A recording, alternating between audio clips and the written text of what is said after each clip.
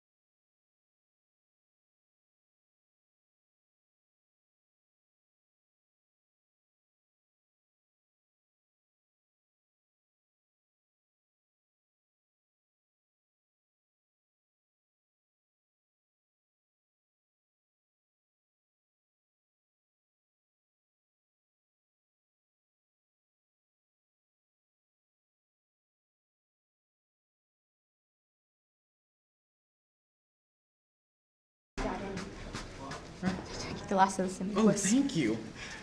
You're amazing. Zaza the Ben, can you open up the R&D stream and tell me how the audio is?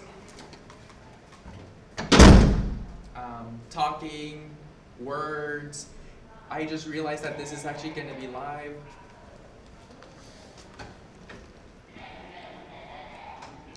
Zaza the Ben, can you tell me the audio quality on the R&D students right now?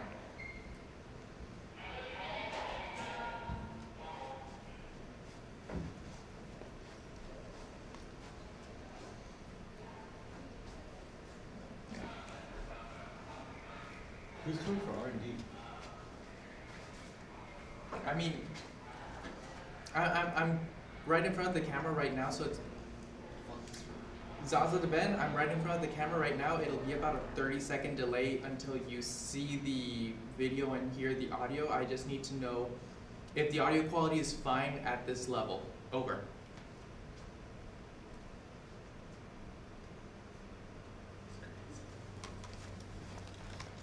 Perfect.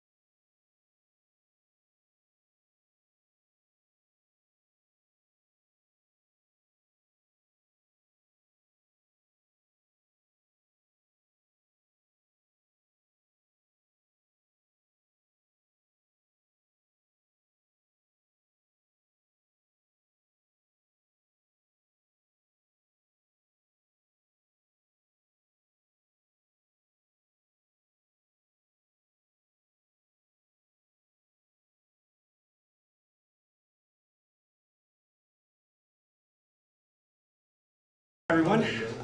Thank you for coming today. Today we're going to talk about a project that we're working on in the Student Data Center here at Cal Poly. If you don't know what the Student Data Center is, it is the only data center in the nation that's completely student run. So here at Cal Poly, it started off like about 2 years ago. We got a grant from the Mitchell Foundation, and most of that money went into creating the facilities for the data center and some of the servers that are in there now. So now that we have a data center, we've been trying to find a way to deploy services. And this is what we think is the solution for that.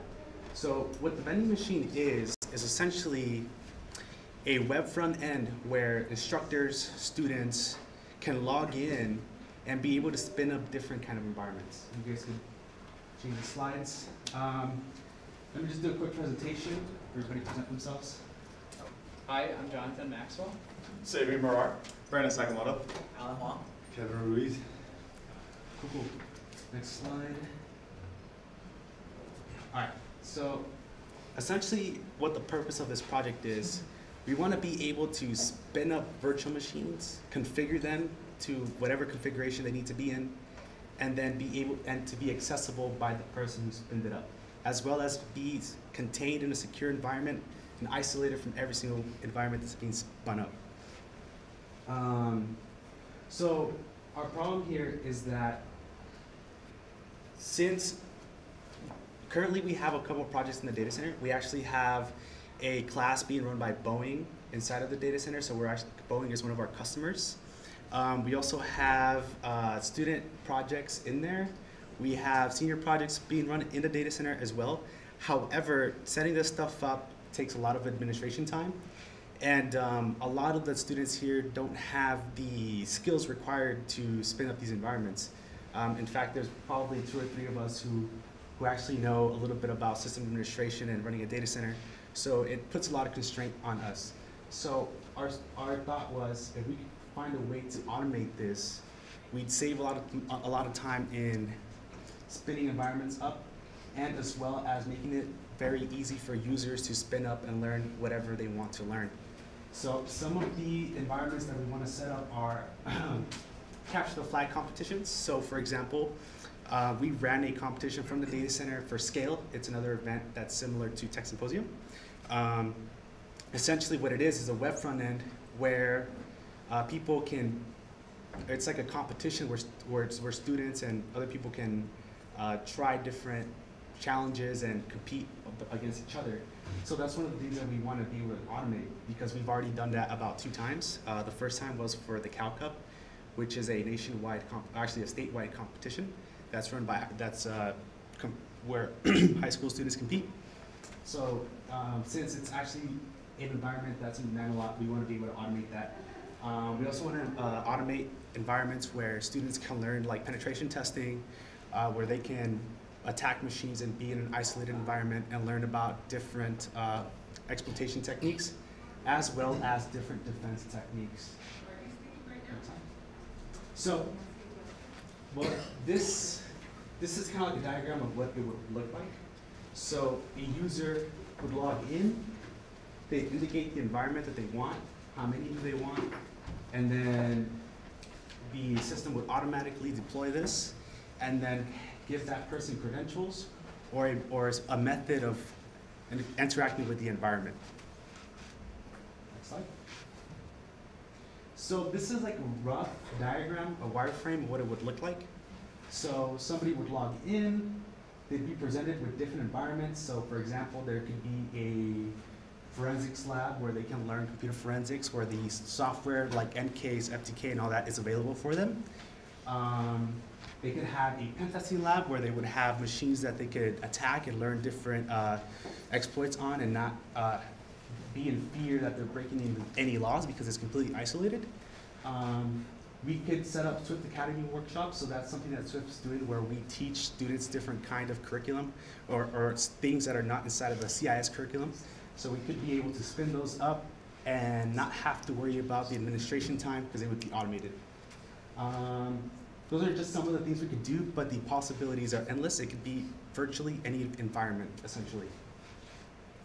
So this, again, it would look like you tell the system what environment you want. It would start creating the VMs. It would start using Chef to automate some of the configuration. It would configure the network. And if it's a public-facing site, it could possibly be generating certificates for it. And then once it's deployed, you'd have your environment that's ready to be accessed. This is kind of like the admin view. So the admin would be able to see all the active sessions. And since we're going with the vending machine model, we're basically saying you have an environment, but you only have an allotted amount of time. You don't get it forever. So it's something that's consumable, just like something that you would buy in a vending machine. So you spin up an environment, you have it for 2-3 days, and then it's gone. So the reason we're doing this is because, again, we don't have a lot of resources in the data center, so we can't support thousands of users or hundreds of users with hundreds of VMs at the same time. So this would essentially solve that problem where you would have, let's say, a penetration testing lab for maybe a day or whatever, and then once that's done, it's over. So this is more of the admin view where we would have a kind of like an administration portion of the site that's only available to administrators, where they could specify application name, which would be your item or your environment, the version number, because we're constantly updating and making changes, what type of instance it is. If anybody's familiar with containers, we could do containers to kind of save resources, or we can do just straight KVM, which is another technology that does virtualization. And then we can select what cookbook, if you're familiar with Chef, that's essentially like what script is going to be run against these systems, as well as specify networking information. Next slide. Cool. So this sounds great, right? But how do you do it? So that's what we spent the past couple weeks trying to figure out. And we've actually made some progress. So we didn't want to use ESXi. I don't know if a lot of people are familiar with that, but that's a hypervisor platform. But the thing about ESXi is that it costs money. And yes, we have the school's licenses, but we want to make it to where anybody in the world essentially could use this, because we want to make it open source, and be able to run it for free. So we went with something called Proxmox, which is essentially like VMware, but free. And then since a lot of the networking part is automated, we were trying to figure out how to make the networking part automated. So we're going with a technology called SDN, software-defined networking. And that gets a little bit more complicated, but essentially there's a standardized like open source protocol for SDN that we're using. It's called OpenFlow. There's also a controller component to it that we're using that's called Open Daylight. And then since this would all be virtual, we have a virtual switch called Open vSwitch, which happens to be OpenFlow compatible, which is the same protocol that can be used in like HP switches. So right now it could be virtual. In the future, we could actually run these scripts against actual physical hardware. So we want to talk a little bit about the software-defined network portion. So Kevin is the one that's been doing a lot of the research for that part. So basically with Open vSwitch, the way I did some of the research this past week was it's going to take the main interface, which is ETH0, and create a bridge, and then attach that bridge to ETH0, and then that way it's able to get out to the internet. And then with the VMs, when they get spun up, they're all going to get attached to the bridge and get assigned a public IP via DHCP. And from there, it's just a matter of writing a script that would automate the process. So when one of these guys want to spin up a new VM, whether it be for a CTAF, CCDC, forensics, whatever it is, it just goes ahead and goes through that process. That's I still got a good amount of the research to do for that. I've never touched like Open vSwitch or software-defined networking, so it's going to be a challenge for me, which I'm gladly going to accept. Thank you, Juan. Also, for the software-defined networking, we're using Open Daylight, which is a controller, again, that's compatible with Open vSwitch. We're going to be using it to set up the actual networking environment that's going to be spun up with every single I guess, chef configuration. It's going to be able to not only deploy like single VMs that are set up for like capture the flags, but it's also going to be able to set up entire corporate environments that we're going to use for like pen testing. So we're going to be able to set up something that might have, you know, multiple different subnets, and it's going to be in complete isolation. So we won't accidentally, you know, pen test the wrong networks or hit things that we're not supposed to be able to have access to. Cool. So that's kind of a diagram on how it's going to work. On the top, you have your IP stack. You have each 0 over here. You create a bridge in between both of them. And the created bridge will come up on the host virtual machine on the switch, which will allow, these are just 3 VMs, but in the end, it's going to be a numerous amount of VMs, however many we spin up. Cool. Sam, you want I'll take it away here. Yeah. Awesome. Yeah, so I'm Sammy, and this is Alan. We're kind of the Chef researchers and developers on the project. So Chef's really cool because it does automated configurations of all your different nodes, and you know, Chef's motto is transform your infrastructure into code. So it's really kind of really helped us out here because with the idea being that you know we could select an environment, and then that environment's going to be automatically configured and deployed based on you know the parameter given. So if it's a CTF or if it's you know like a CCDC environment, and then once that is selected, you know based on the web interface that you guys saw earlier, Alan and I can develop things called cookbooks, and cookbooks are these configuration, I guess, profiles you can say, which hold like a baseline configuration for all the different machines that you may want to configure. So. For example, if we want to have a vulnerable web server, someone like Alan or myself might go and write the script or the cookbook, which will describe the actual state of the machine, what ports are open, what services are running, and essentially, and you know, we can even go as far as what permissions it has, what network configurations do we want to give it, and what we can do is once it's selected via the Python script, okay, we want a CTF environment. Well, Chef.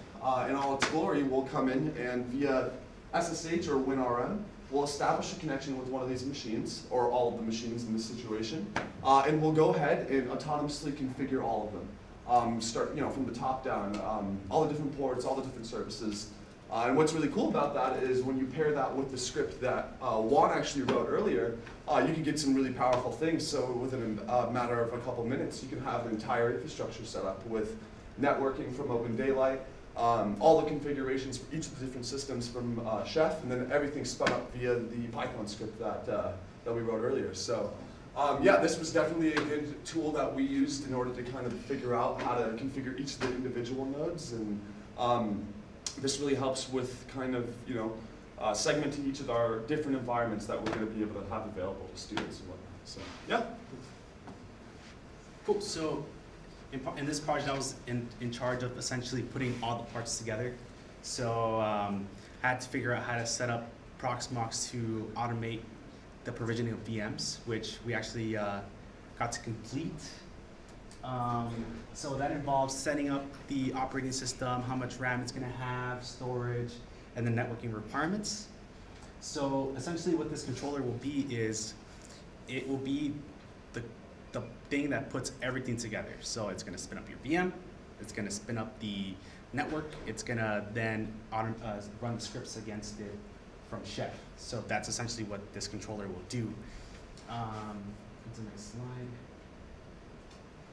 It's kind of like an overview of how it would work.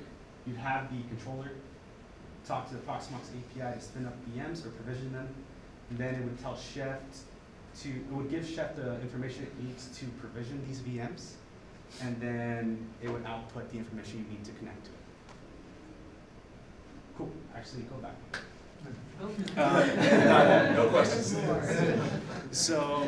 So far, we've got the individual components figured out, except for the Open Daylight part. Still needs a lot of research. But we do just have the raw code that spins up the VMs and then just provisions them with Chef. Although we're still missing that networking component. Yeah. And lastly, we're missing the web front end that we need to work on. So we're thinking of just using Django because we're writing all of this in Python. And then we would have our GUI to our controller, essentially, and it would just make things a lot easier. Nobody would need to know how to program, it would just work. I was gonna show a demo, but everybody stole my adapters because all the presenters like didn't come with their stuff. So You got something spare. yeah, I don't have any. I don't have any. Time, I can grab mine from the room right here. Sure, if it's not too much trouble. VGA, HDMI? Do you have a display port to? I don't have display port. Oh, really? You don't have HDMI out? Yeah, I have HDMI. Wait. HDMI. Yeah. Oh. So it's nothing impressive. It just spins up VMs. But I will show you that at least so you can see the progress we made. We've only had like about 6 or 7 weeks. Yeah. So bear with me. It's not the best code in the world. Is that like a senior project to finish by the end of the term? It's a 499 class. It's Oh, $4.99. for It's Dr. an Pi. ongoing Yeah. project. Yeah, Probably so takes It might take quarters. yeah. I would think. It's a lot of We'll development. have a very like rudimentary thing by the end of this thing, but So are hopefully. people in line waiting to get their setup so they can run capture the flag or do something? That's the idea, Yeah. hopefully. getting Yeah. like questions, like 'Cause- requests. Yeah, we just want to be able to automate like basically anything. Like if, for example, for a lot of the curriculum that we have here at University, we could spin up like Microsoft databases for days, give students access to those rather than having them run it on their own computers. Absolutely. And then actually it's probably be more realistic for people to connect remotely to a database and interact with it. So how many users can you handle at one time? Right now, not a lot because of our hardware. But in the future, if we do get some more money, we might be able to, more funding, we might be able to run hundreds, thousands. Yes.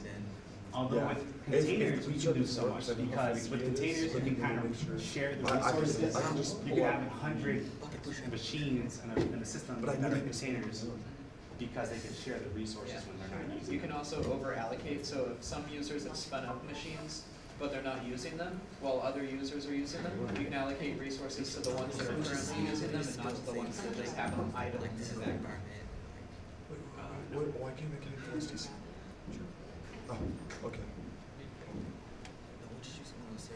Uh-oh, demo or die. Okay. Yeah. I don't think Mercury is honestly trade think it'll right still now, work. so the demo gods may use it. Yeah, I know. We're really hoping for some demo gods right now. We'll see. Okay. Do we hit laptop? Wait, hold up, not done.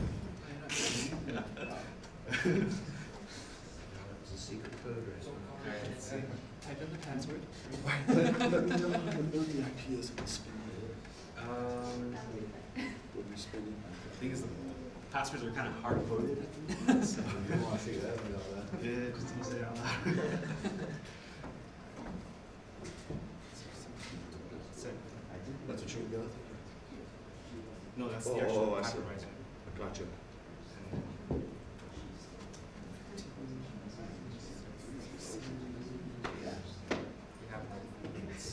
It's okay. The demo gods are smiling upon us. Hopefully. It looks like it's working. We'll see. This is the porcelain bitch right here. Chef likes to work half the times, and then the other half it likes to take a Oh, vacation. That's like software-defined networking. It works like a tenth of the time. Yeah, 10 of the time. And you're just like, why did this not work? The other 90% of the time, you're like, what is this technology? And you're just like, wait, I have to program for networks? You're like, what? Just spin it. Good.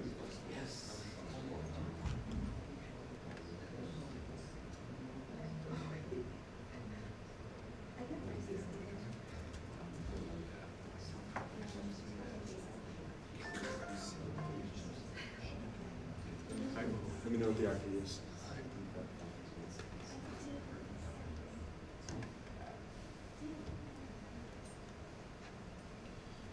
Alright, cool. Alright.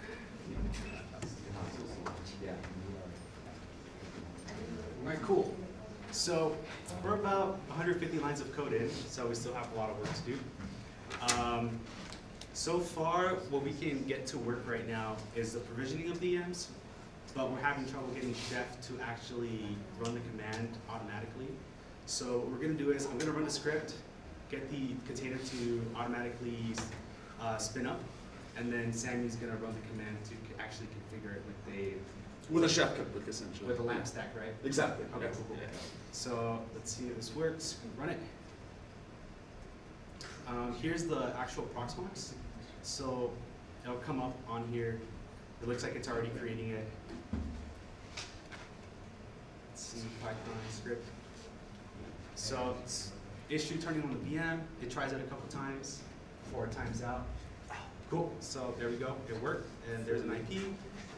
Awesome. So now. Yeah, so do you want to plug in? Okay. Yeah, sure. Awesome. So now, typically what would happen is we're going to have it baked into the Python script for it to pretty much call these chef commands in order to do the automated configuration. But until we have that figured out, we're just going to show you how it's kind of done manually. Now, Chef likes to work half the time and likes to kind of poop out the other half of the time. So we'll see what it decides to do right now. So right now we're bootstrapping the node. Which essentially means establishing a proper SSH connection so that we can go in and do configuration checks and or actually make those configurations. Usually when it's hung like this, that's a good sign, believe it or not. And see, that's the glory of Chef, is like half the time you're like, I don't know if it's working. This is what it's supposed to do, but So, but it's an amazing platform nonetheless, and with this when it's baked into this Python script, it can be really powerful. So hopefully this shows up. If it doesn't, I can kind of show you what happens on the back end here. We kind of were able to get that up and running, but yeah. So we'll give it a second. Actually, what this? Oh yeah. So the cool thing is though, regardless of what's happening there, you can see that in here, it actually added the node. And currently it's trying to establish that SSH connection. And if everything's done properly and if all things go well, you'll be able to see the IP address there as well as the fully qualified domain. And from there, that pretty much signifies that, hey, I have full access to this machine. I can configure whatever it needs based on whatever cookbooks it's fed. Those cookbooks are actually located. Yeah, so these are the different cookbooks, and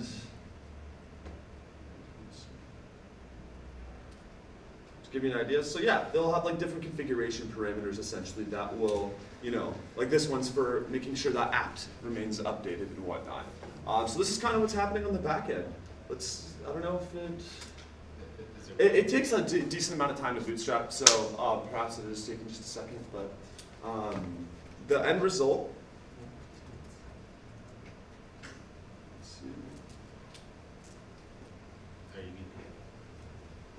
I am VPN'd in. Is that machine still? It was the one from the other day. I don't know. It's still. Oh, and it looked like it actually ran successfully. So if I go over here, so as you can see right now, we actually can't see anything. But the cool thing is, if we go over to here and we go to this machine, we'll go ahead and refresh, and you can see that there's actually a proper connection established to this machine. So now we can actually go in here. We'll add a run list. So let's do something simple. I can do like, I'll do a lamp stack. Actually. So this is the cookbook. He's adding the cookbook. This is the cookbook, right? This is the configuration parameters. So essentially, when you run the Python script and you say SDC or capture the flag, it'll automatically select which are the relevant cookbooks. So now that that's run, we can go. Oops.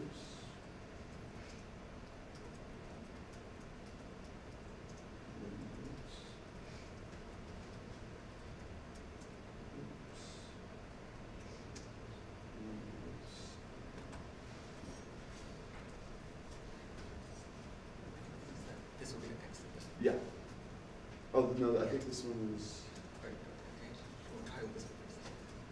Oops.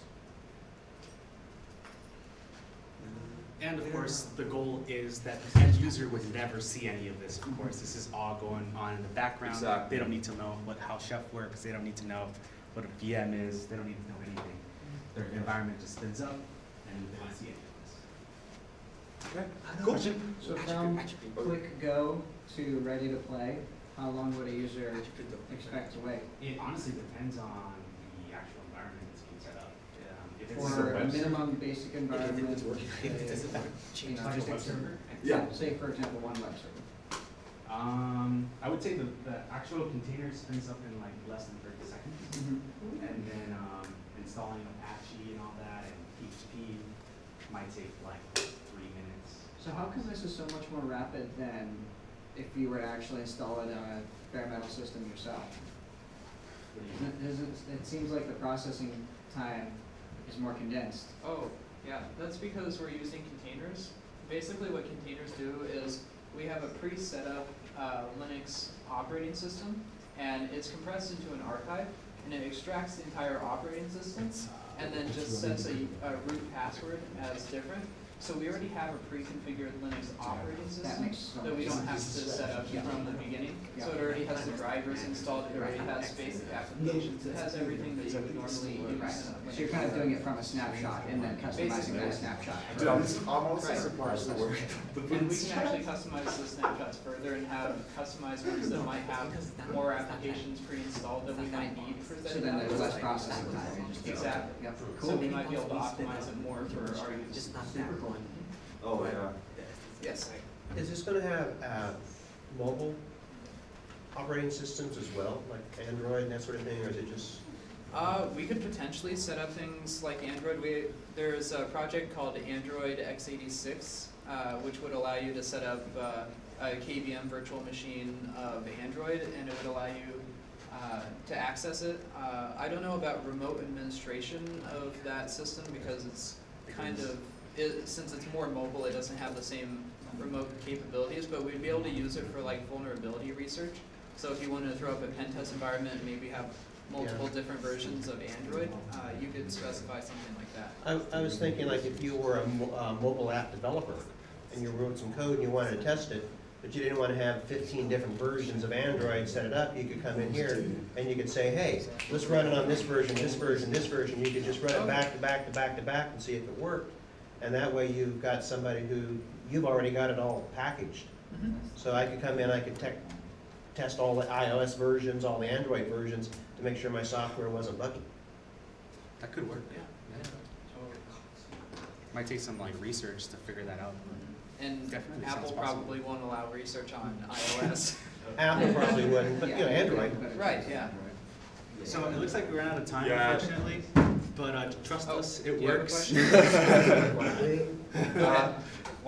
Why Chef over something like Puppet? Why choose that as your configuration? So the Mitch Hill, the person who actually funded the data center, was actually the creator of Opscode, which is now Chef.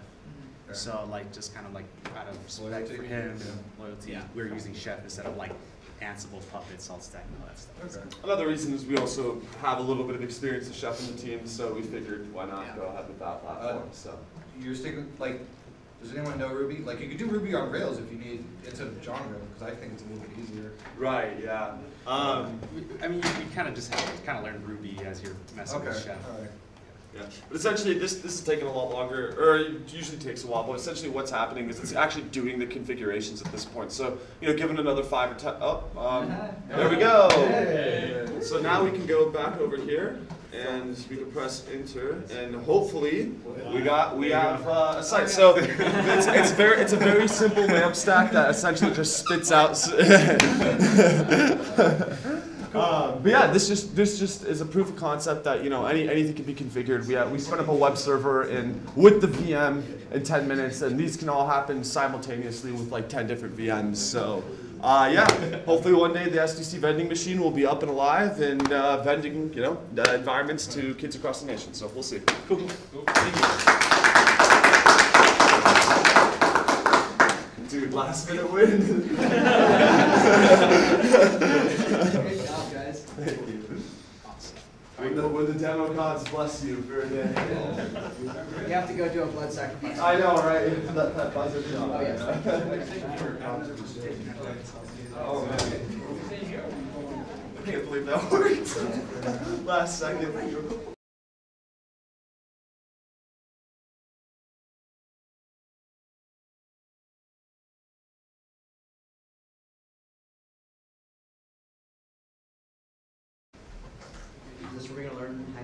talk about dandelion. Correct. That's what's up. All right, we good now?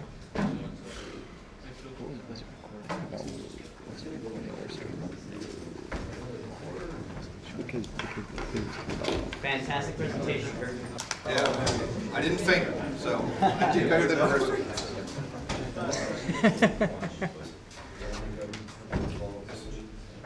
Well, I wasn't square, I was looking like an idiot. Somebody turned it I'm just trying to think of how we can solve this problem. I think that projector is out of alignment. It definitely is. Thank you. on. Look, it's empty right now. It's a physical problem, not a software problem. Yeah. How's it framed up? So that's the framing you can Sorry, we're good. We're good. There you go. You're all set. Yeah. I didn't faint, so I did better than rehearsal. Yeah, see, I don't want to be focusing on that screen if that's the one that we're losing 15% on. I'd rather have it pointed at that one, but then, can the podium be moved at all? Do you want to just move this No. one up? It's pretty Podium's set. a lot more set. Yeah, Or no? I think that projector I guess. is out of Yeah, alignment. because I don't think we have much control over the. We don't. We can't touch that. Yeah. Definitely can't touch. What about the lighting? This is not. What is this? Sorry, we're good. We're good. There you go. Okay. You're all set. Yeah, see, I don't want to be focusing on that screen if that's the one that we're losing 15%. Does that help visibility of the screen on the broadcast? A little bit. Do you want to just move this one up? Okay, I think we can work with that. I guess. Yeah, maybe we zoom over. Let's do it back. Yeah.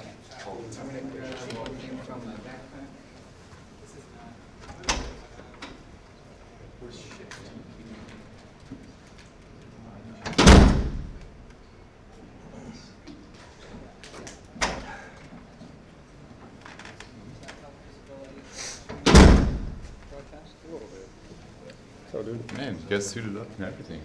Expect that. I'm the pro.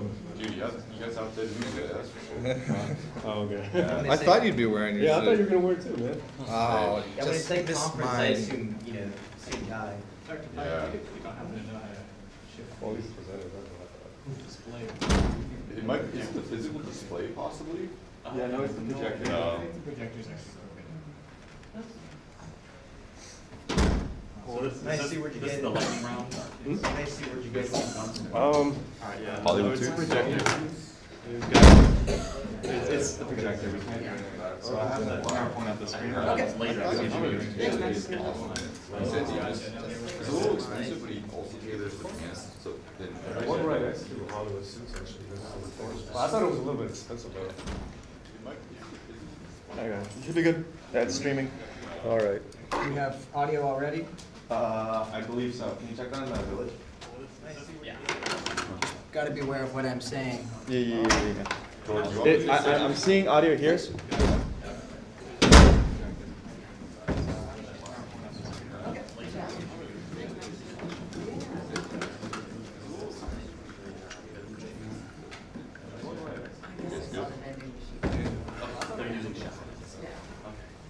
Kirk, I am gonna be taking pictures, so I'm gonna try to keep you out. What, pictures of what? Presentation. Oh, that's fine. Yeah. It's just alone, I get super excited. Gotcha. What I'm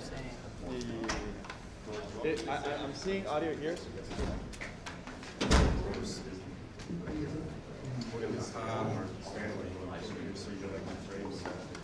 Okay. Now we're gonna stand.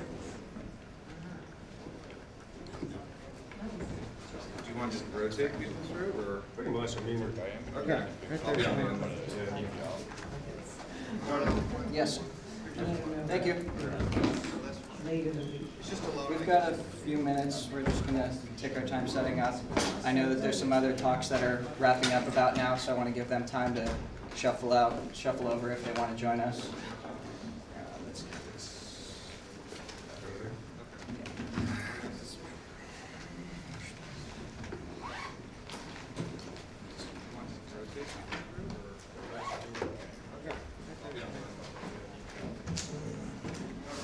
Yes.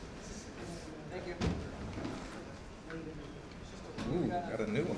Or you had those, not just I know that there's some other talks that are wrapping up. Oh, that's about right. now, so I want to give them time to Yeah. shuffle Yeah. out, shuffle over if they want to join The us. house looks toys. This one up here.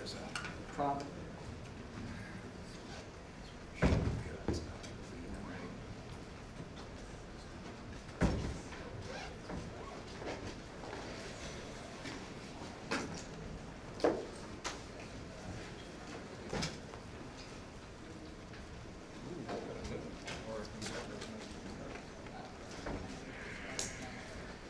Oh, that's right. Yeah. This is a real heavy jacket. Yeah, but this one's a little easier. I don't have to do all that. You did great. Yeah, you did. I take a really weird tone when I give a speech. I feel like I pause PowerPoint a lot. Okay. Did it make any sense?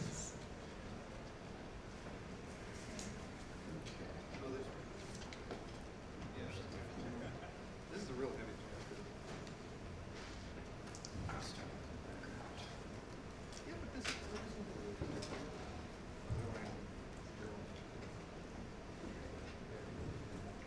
I take a really weird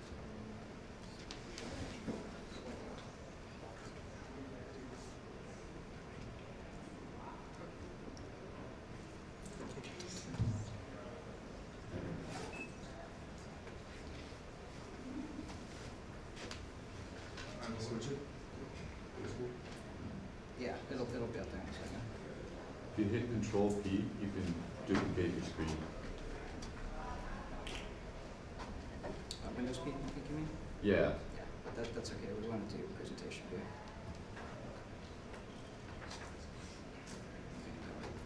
You have your, anything you need? Are we all good to go?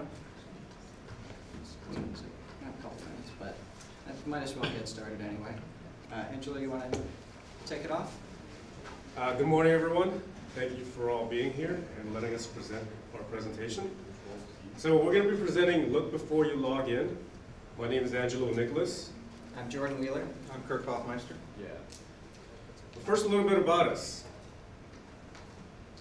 I'm a United States Army veteran. I was Soldier of the Year at the 185th Medical Company. My major is in computer information systems with an emphasis on cybersecurity.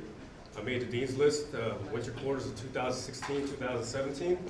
I'm also experienced with an internship in Army IT Solutions, and I'm open to an internship position. So we're going to be presenting That was my idea to put that in there. Yeah. I'm Jordan Wheeler. I'm the Director of Cybersecurity Research for the Forensics and Security Technology Club. Like Angelo, like Kirk, we're business administration, computer information systems students focused on cybersecurity or information assurance. Personally, my interests within the realm of cybersecurity lie in wireless technology, social engineering, and penetration testing. And as a few career goals of mine, I want to get into penetration testing and security consulting.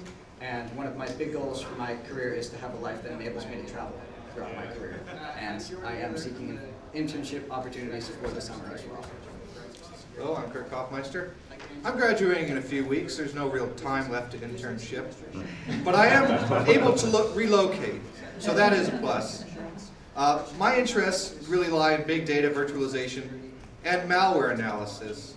And my career goals at this point, a business analyst, security engineer, because I see the word so often, DevOps engineer. So briefly, I'll touch on what our agenda is for today. We're going to be introducing a tool to you called Wi-Fi Fisher. The guy that created it, we will discuss why this technique works, primarily because of weaknesses in the way that wireless technology, Wi-Fi technology works. We're going to discuss people. We are a part of the security chain, potentially the weakest part of the security chain. So we're going to touch on why this attack affects people and their trust. We're going to discuss network managers. Network managers are the things that allow you to connect to a Wi-Fi hotspot, and that depends on your operating system. And they may vary depending on which operating system you're talking about. Once we've talked about that theory, we'll introduce how to actually install, set up, and execute an attack using Wi-Fi Fisher. We have 4 scenarios that are baked into the application. You can duplicate those or customize them as you see fit, but we'll get to that. Hopefully at the end I think we'll have plenty of time for discussion. We might even be able to do a demo if any of you guys want to volunteer to get socially engineering through the system. Connect to a Wi-Fi hotspot, and that depends So Wi-Fi Fisher is pretty much an open source software. What it does, it attacks Wi-Fi networks, so it can gain the victims of Wi-Fi password or social engineering password, social media password. It was written by George C., also known as @Softron. It has an MIT license, which pretty much says like you can freely distribute it, you can modify it, as long as there's like terms and conditions of that license in that software. So let's talk about networks. There's been a lot of rapid growth throughout the years. You can access the internet almost everywhere. And basically, it's broken down into two things. You have clients, which are your devices, and access points. So for access points, you have ESSID, which is pretty much your wireless name. And then you have your BSSID, which is the MAC address. And then we have management frames. So management frames actually establish and maintain connections to the access points. They're both broken down in 3 frames: beacon frames, probe request frames, and deauth frames. Beacon frames come from the access point, so the access points announce where it is. And then you got probe request frames coming from your devices. You request like, permissions and information from the access point. It also determines which access points are within the range. Then you have the deauth range, or deauth frames, which we'll be using for our attack. Actually establish and maintain connections for the access points. Connection and reconnection. There's really no defined rules for 802.11. A lot of it's software based. Most OSs have like a auto reconnect, and most management frames are also not secure. So that way, they're pretty much prone to eavesdropping and other attacks. So this is a brief visualization here of how the evil twin works. Here we have the legitimate coffee shop Wi-Fi. In this scenario, we have a customer who's come into a coffee shop. They're using the free Wi-Fi there. This is the legitimate access point set up by the company or their IT department, whoever they have outsourced for that. Here's the coffee shop customer. They have their coffee. They're logged into their social media, and they're accessing that through the Wi-Fi here. Now, what a malicious attacker using this technique would do is create a duplicate Wi-Fi access point that looks exactly like the original. You can see that the name, that ESSID, the BSSID are both the same, the name and the MAC address. They're both running on the same channel. They're both using the same frequency. The difference here is that because the attacker is probably sitting right next to you in the coffee shop, the signal from their access point is going to be much stronger. And so that's where the vulnerability begins to stack up for this attack. So, in order for our victims to connect to our access point, our evil twin, instead of their legitimate access point, we use an attack that's called deauthentication. And as Angelo had discussed, deauthentication packets are a part of the 802.11 protocol. It's built in, it's unencrypted, which means that we can send them and impersonate an access point, or we can send them and impersonate a client. So the deauthentication frame can be sent one of 3 ways, or all of 3 ways, really. You can send one as the access point to any of its clients, all of the MAC addresses that are on the network, saying, disconnect from my AP, I'm no longer providing service to you. You can emulate the client, one of the users, and send a message to the access point saying, hey, disconnect me, I'm not going to use your access point services anymore. Or you can use a broadcast address deauthentication frame that will come from the access point to all of its connected MAC addresses, which says, I'm going to disconnect all of my clients. Now, this is a really common attack back in the day, and so a lot of routers and wireless access points now deny or drop that broadcast address deauth frame as invalid, but that still allows us to mimic the access point deauthenticating clients or mimic the client deauthenticating access points. So here's a brief visualization of that. We can see that same customer was trying to connect to their legitimate Wi-Fi access point, but the deauthentication attack against that access point prevents that connection from continuing. So now the customer is disconnected from the legitimate access point and no longer able to connect to that. And that leads to the next step. The next step is hacking humans. Hacking humans meaning that people are trusting by nature. They have certain things and patterns that they go through. They're used to troubles with Wi-Fi, and they're used to having to reconnect if there's an issue. They're used to having to type in their password again if they get disconnected. So within the TCP/IP protocol, humans would fall in the 8th layer. You have TCP/IP, you have the physical at the very bottom, layer 1, and then you have application layer at the very top. Above that is the people, and if we can access the system through the people, that will be a way into the network. So with auto-connecting network managers, depending on your system, when the connection to the primary access point is jammed, you may be automatically reconnected to our evil twin, the malicious attacker's evil twin. If not, people are normally going to try to reconnect. If they can't reconnect to the one that they were originally connected to, they will reconnect to the one that looks exactly the same, has the exact same name, is on the same channel, looks as legitimate, and in their screen is stronger than the one that they were connected to previously. So now,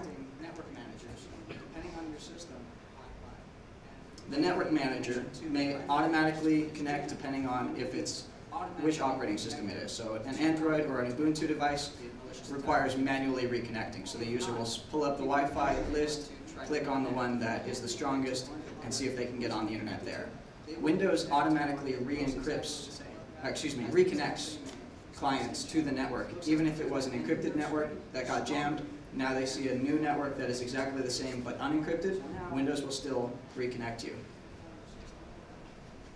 So continuing our visualization here, the customer is no longer able to connect to the legitimate access point, and so instead they are connecting to our evil twin, which they assume is an extension of, or is actually the legitimate access point. And now the malicious attacker, because he controls this access point, now has access to the customer's network connection. And we can start playing with what they will receive while they're expecting something else. So this is where Wi-Fi Fisher steps in, where the actual attack comes into play. So I would like, I'd like Angela to discuss the equipment and prerequisites for this attack. So what we want to do is we want to get the latest version of Kali Linux. But pretty much almost any security-related Linux flavors can actually work for it. You're going to need 2 sets of separate Wi-Fi adapters. One's going to be in promiscuous mode, which performs the deauthentication attack, and one's going to act as an evil twin. Keep in mind that if you're going to get those USB adapters, some of them has to be, actually all of them has to be compatible with Linux, so that way you can get the best configurations. So what we want to do is we want to get the latest version of Kali Linux. Once we're in Linux, what you want to do is apt-get install in the terminal and apt-get upgrade. And then to install Wi-Fi Fisher, you can either go to the GitHub and download it from there. You can get a CD for Wi-Fi Fisher, or you can use a terminal to type in the sudo commands and install Wi-Fi Fisher. Afterwards, what you want to do is you connect your USB adapters, and if you're running should be these guys right here. Yeah. And if you're running a virtual machine, you connect them through your USB. Now, through a virtual machine, such as VMware, what you want to do on the bottom right-hand corner is actually right-click it and unclick it from the actual host computer. Afterwards, it'll actually reconnect to the virtual machine. And download it from there. You can get a CD for Wi-Fi Fisher, So or you can use a terminal. that was discussing how to get these wireless adapters connected to your virtual machine. So now Kali recognizes that they exist. We can move forward with the attack. Wi-Fi Fisher has been installed on the system. So in order to run Wi-Fi Fisher, very simple. In the terminal, you just type Wi-Fi Fisher. It will identify the wireless adapters that you have connected to it. It will select the 2 strongest, and depending on which signal strength it gets from either, it will select one for the deauthentication attack, and it will select the other for what it calls the rogue access point, more accurately termed the evil twin access point. Automatically, once it has decided which of the 2 adapters will be used for which portion of the attack, it will begin scanning the network. This screenshot is from a previous version. They just updated it about a week and a half ago. The menu is just a little bit nicer now, but it's pretty simple either way. It's going to list all of the wireless networks that it can see in in the area. It's going to continually scan, and get as much information as it can. We can see the ESSID, which is the name of the network, which Angela was talking about earlier, the BSSID, which is the MAC address. And so this shows all of the different networks. This also gives us a clue as to which vendor provided this Wi-Fi access point. Is it for example, Belkin? That may be useful to us. Action Tech, I know those are typically provided to Verizon Fios customers. That may be useful too. Harris Group is a cable router. We have descriptions of which different encryptions are used here. Obviously, if it was an open network, we could probably connect to that directly ourselves. We may be targeting one that has a password. We may be targeting one that's in an open coffee shop, for example. But in our demonstration, we will be using an access point called OpenWRT. This one was one that I created for purposes for this demonstration. So once we've seen the access point that we want, we hit Control-C, or just select the number of that access point in the list. So that's number 4. We'll select number 4. And then Wi-Fi Fisher will give us all of the scenarios that we have available to us for this attack. In this case, Wi-Fi Fisher comes built in with 4 scenarios.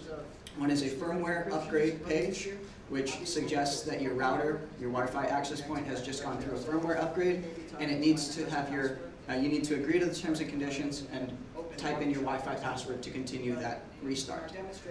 Network Manager Connect simulates, sorry, you've been disconnected from the Wi-Fi, please type your Wi-Fi password to continue. OAuth login page simulates a free Wi-Fi hotspot that requires you to log in with your Gmail or your Facebook, and that could collect those credentials.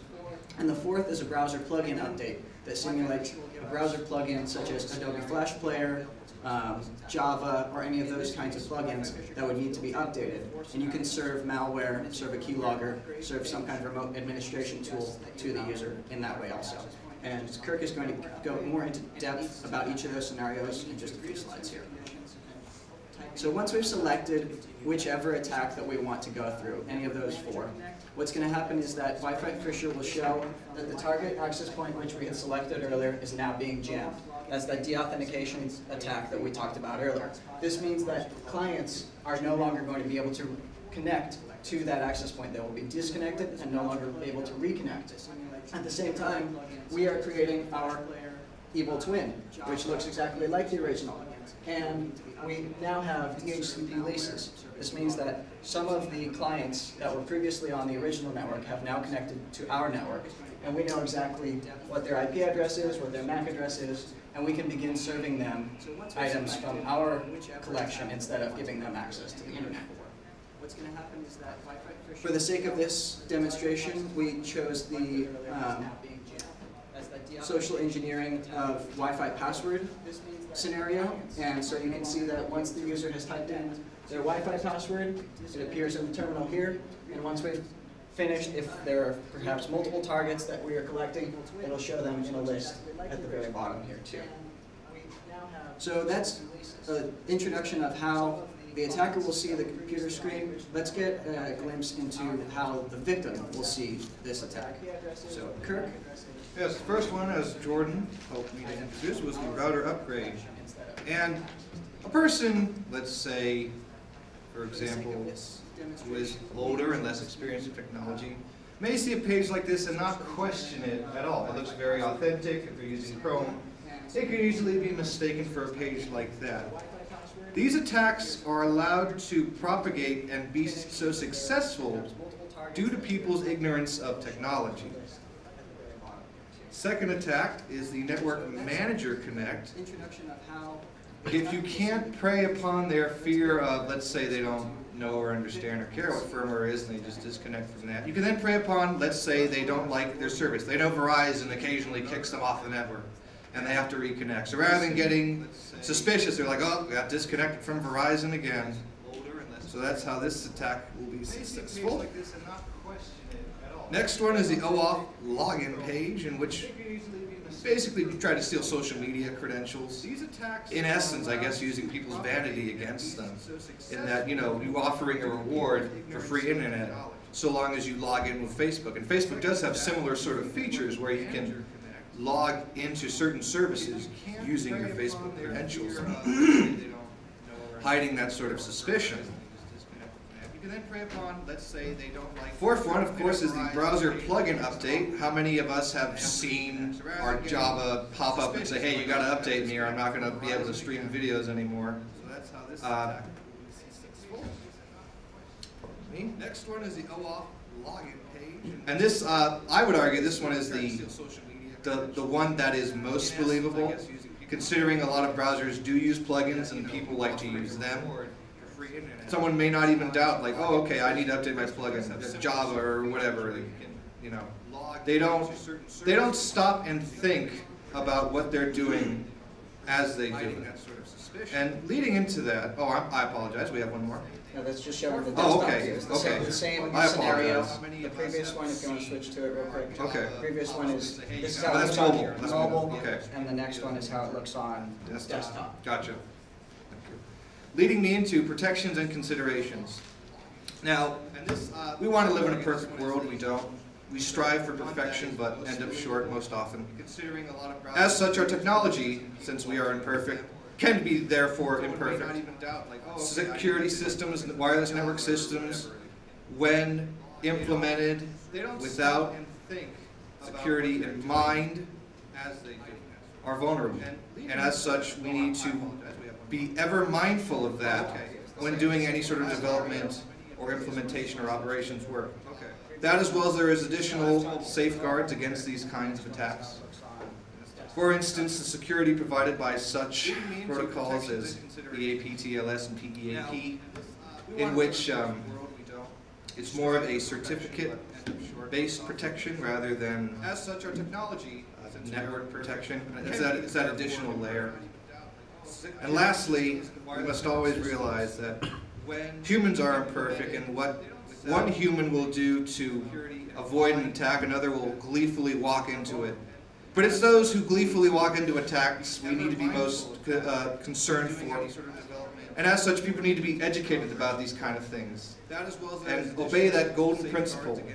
If it's too good to be true, like free internet, it's probably too good to be true. Questions? We'd love to take any questions that you guys may have. I think that we'll probably have plenty of time, so if you would like to participate in a live demonstration, we're actually going to set this up here, walk through it on the screen. You can sit here and witness it. You can pull out your phone and try to log in with us. But first, are there any questions? A volunteer's tribute. Volunteers tribute, all right. Stay seated for now. But anybody have any questions? I have one question. This isn't like a man in the middle, because this actually, when they do this, it doesn't reconnect them through the server that you're, the machine you're running to the internet. You certainly could do that, and that would make this much more believable. Yeah. If you could bridge your connection on your Kali machine to an internet connection, whether it's the legitimate one or a 4G hotspot, however you want to do that, then you could direct somebody, say for example the Facebook login, direct them to an actual web page. What this attack is relying on is local web server to provide any of the, it is still a man in the middle of a sense, because you are now in the middle of their network connection, but not in the middle of their internet connection. You could add that, but that would be an upgrade from what you were presenting. We sort of didn't do that just for legal and security reasons. Yep.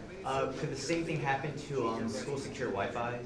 Oh, sure. Yes. The school Wi-Fi, CPP, and EduRoam use EAP TLS, which is the certificate-based authentication that Kirk mentioned here.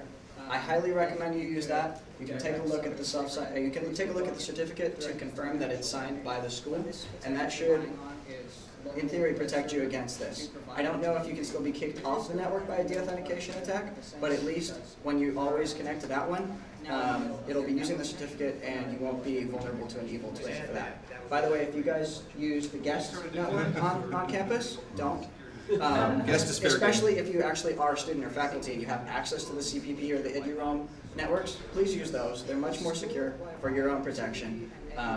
The guest one, I'm not saying that you will be compromised, but it's much more vulnerable to attacks like this, social engineering, and other things. So you never use any unsecure Wi-Fi whatsoever, even if it's like really necessary, like say you need to like do something. I wouldn't advise anything so extreme. Personally, I will still use it.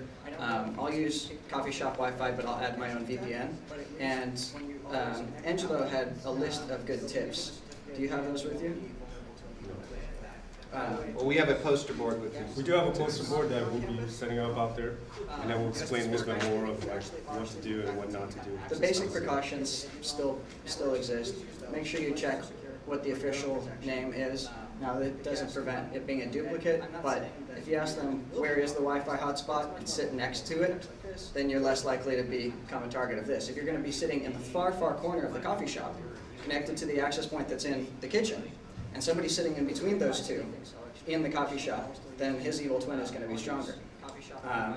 HTTPS, definitely make sure that your web browser is connected if you're doing something secure like your instant messaging, your email, social media, stuff like that. Always a good idea to use your home connection, a secure connection, or your 4G for things like banking, things like that. But really, as with most things, you have to diagnose your own level of paranoia. Could the same thing happen to, like, say, gaming consoles like PS4s or Xbox One?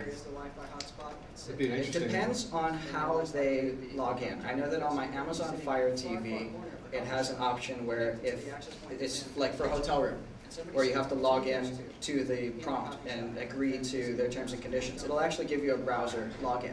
And so I haven't tested it against that, but I do believe that this would be vulnerable to this kind of attack too. And also keep in mind, like, the things that, can you go back to the, yeah. Let's say, forward again. Let's say we have this right here.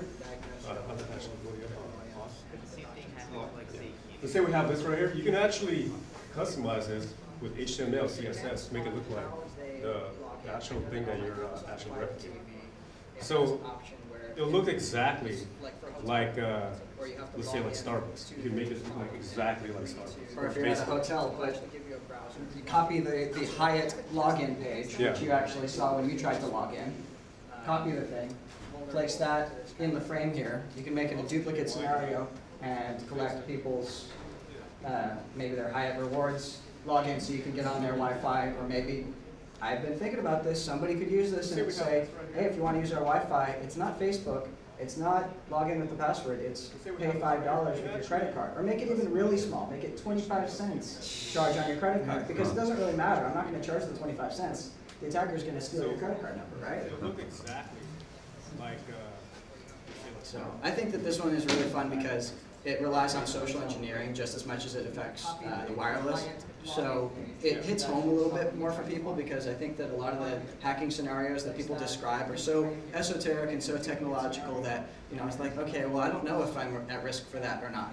Everybody's at risk for social engineering. If you ever log into something or ever agree to something, then you are used to giving your information away. And your assumption is that you're giving your information to a trusted individual. And this is a demonstration that shows that it may not be a trusted individual, so you have to be aware. And it's been shown also, a lot of people don't really read a lot of the stuff that's on the page and they don't really look at the little tiny details. So they just go ahead and type in their password or whatever. And they just go, oh, okay, whatever, I just want to get on. So, any other questions? Will this presentation be available anywhere? It's being live streamed on YouTube right now, and my understanding is that the channel will save a copy of it for viewing later. As far as the actual PowerPoint demonstration, speak to us and we'd be happy to send you a copy. We're going to try to switch to the demo right now. It's been shown also, a lot of people don't really read. So before we get into it, who's interested in, we've got one volunteer as tribute, and another. Last time we did this, we had several people that volunteered. It's kind of a hit or miss because different people's operating systems work differently, but if you'll play along and reconnect manually. Before we get into it, if you have auto connect to any of the Wi-Fi here, say for example CPP, EduRoam, or Guest, if you can disable that, then it'll work better because we're trying to emulate a situation where our access point is the one that people want to connect to.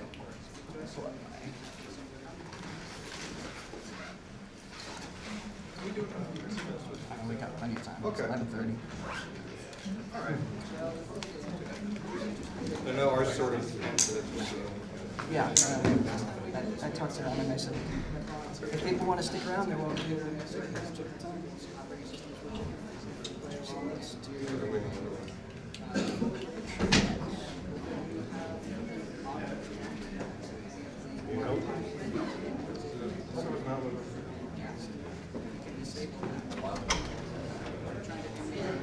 Yeah, it's on. That's right here, Jordan. All right.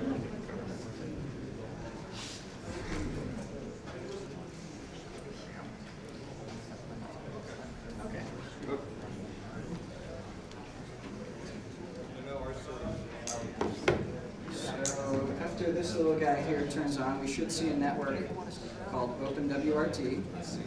I don't even know if my phone has wireless. I don't see it yet, Jordan. Okay, it'll take a minute to turn on.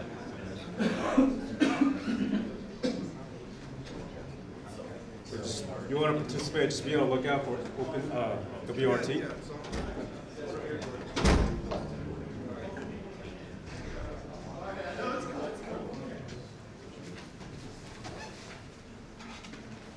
And we're searching for the network WRT? Uh-huh. Yeah. It's called OpenWRT. Is it a question?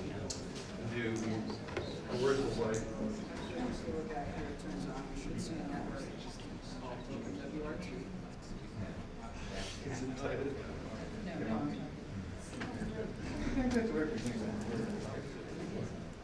take a minute to turn on. Want me to just hold it? I don't mind. You want to participate, just be on the lookout for WRT. Connector? Is it a plug issue or is it connect? Okay.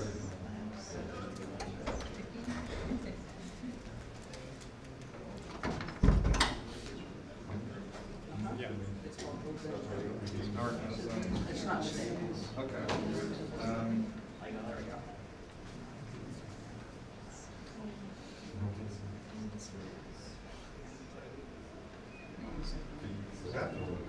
Last time we did it was Oh, okay. All right.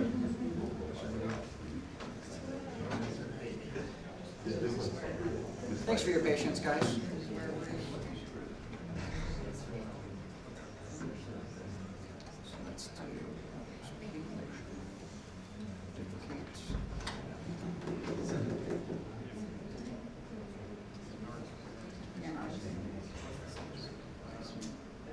Oh, I see the network. Can we connect now? There it is. Yeah, See it? yeah, go ahead and connect to it. The password is, Not my password. what was it, free Wi-Fi? Yeah. Free one? That guy's good. Oh, Oh, I already connected to this one. This is another chart. yeah. Thanks for your patience, guys. No hyphen? I don't think so. Okay. I didn't think FREE, there all was. lowercase, Wi-Fi, I- a capital W and a capital F. Can anybody confirm that they can log in for me?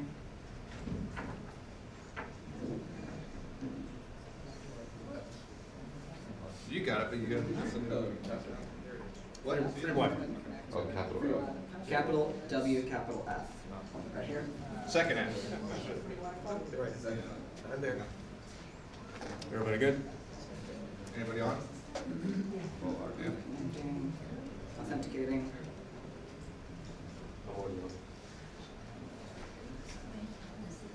Is anybody still trying to connect? Anyone having any issues? You are? Yes. I'm good. Have an issue? Hand up halfway. What are you typing for username? There should be no username, it's just WPA2. Are you clicking on? Someone trying to evil twin or evil I know, twin? right? That's right. There we go. Anybody still trying to connect? What do you guys? I can't get on. You said the second F? Yeah. Lowercase first F, W, uppercase, second F. What is this? La La Land? No. I should have made it so complicated. I like cinematography rather than the story. Okay. So let's presume you are connected to coffee shop Wi-Fi, right? You're not going to be able to get on the internet right now because it's just off of a Wi-Fi access point that has no internet access. That's assuming you are, right? Let's get my presentation up here. Okay, anybody still trying to connect? All right. So here we have Kali Linux. I'm going to check to make sure that my USB adapters are connected. They are not. So down here at the bottom, See if I can magnify this for you. Bottom left-hand corner, or bottom right-hand corner. Okay, right here. So we can see there's one USB, we'll connect that to the virtual machine. That's my second. And just for fun, I'm gonna have 3 connected, and I'm gonna let Wi-Fi Fisher pick its 2 favorites. Because my dad was a Boy Scout and he said always be prepared. Okay. So now, let's see if we've got, now we've got VMware USB, no, we've got Ralink, and Hawking, which is exactly what we want. Let's make sure we've got wireless adapters. Beautiful. Let's disable this magnifier, and I'll just make it text-based. One USB,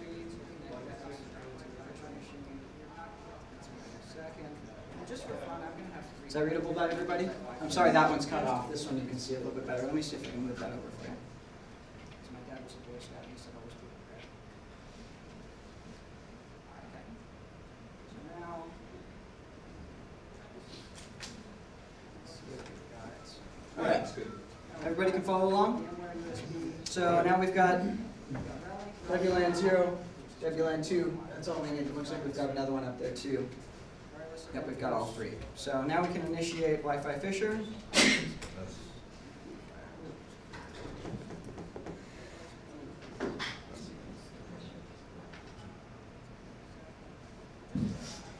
that readable by everybody? I'm sorry, that one's cut off. This one Took a while. Yeah.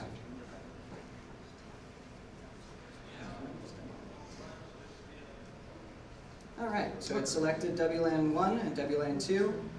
Decided it didn't like WLAN 0 as much. So we've got one is going to be used for the deauthentication attack. One is going to be used for the rogue access point. It has, and we got the new interface. So it's scanning the network. It's probably going to find EduRoam and CPP first.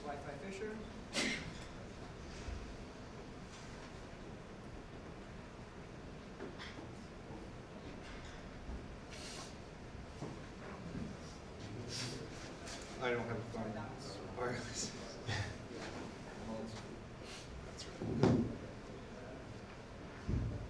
Patiently. All right, so it's selected. Now I'm not patient, so I'm resisting every urge to just hit Control-C and do this again. Not as much. So we've got one that's going to be used for the authentication attack. What was it?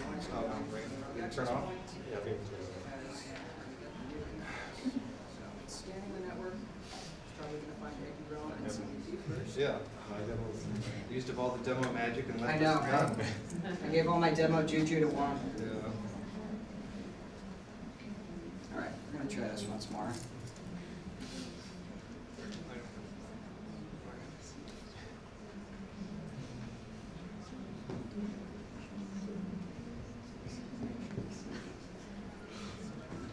So unknowing victims, you can rest assured that it's not a perfect attack. That's right.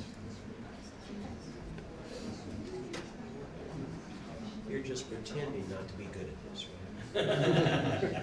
I told you social engineering was an interest of mine, right? We feign incompetence, but really we're master criminals. Set the bar low. I know. And always impress. Exactly.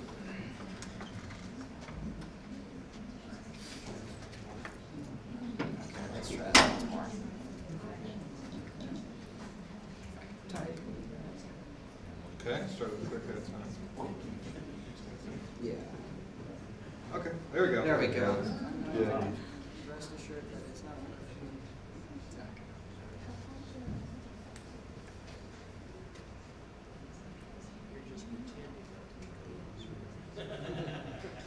I told you social's got a trick mate, an interest of mine, right? We feign incompetence, but really we're master criminals. Set the bar low. So you can see all of these access points that it's actually connecting, that it's able to find. These have different BSS IDs, different MAC addresses, which means that even though you see different names here, they're actually different physical access points. On your device, you'll probably only see one guest network.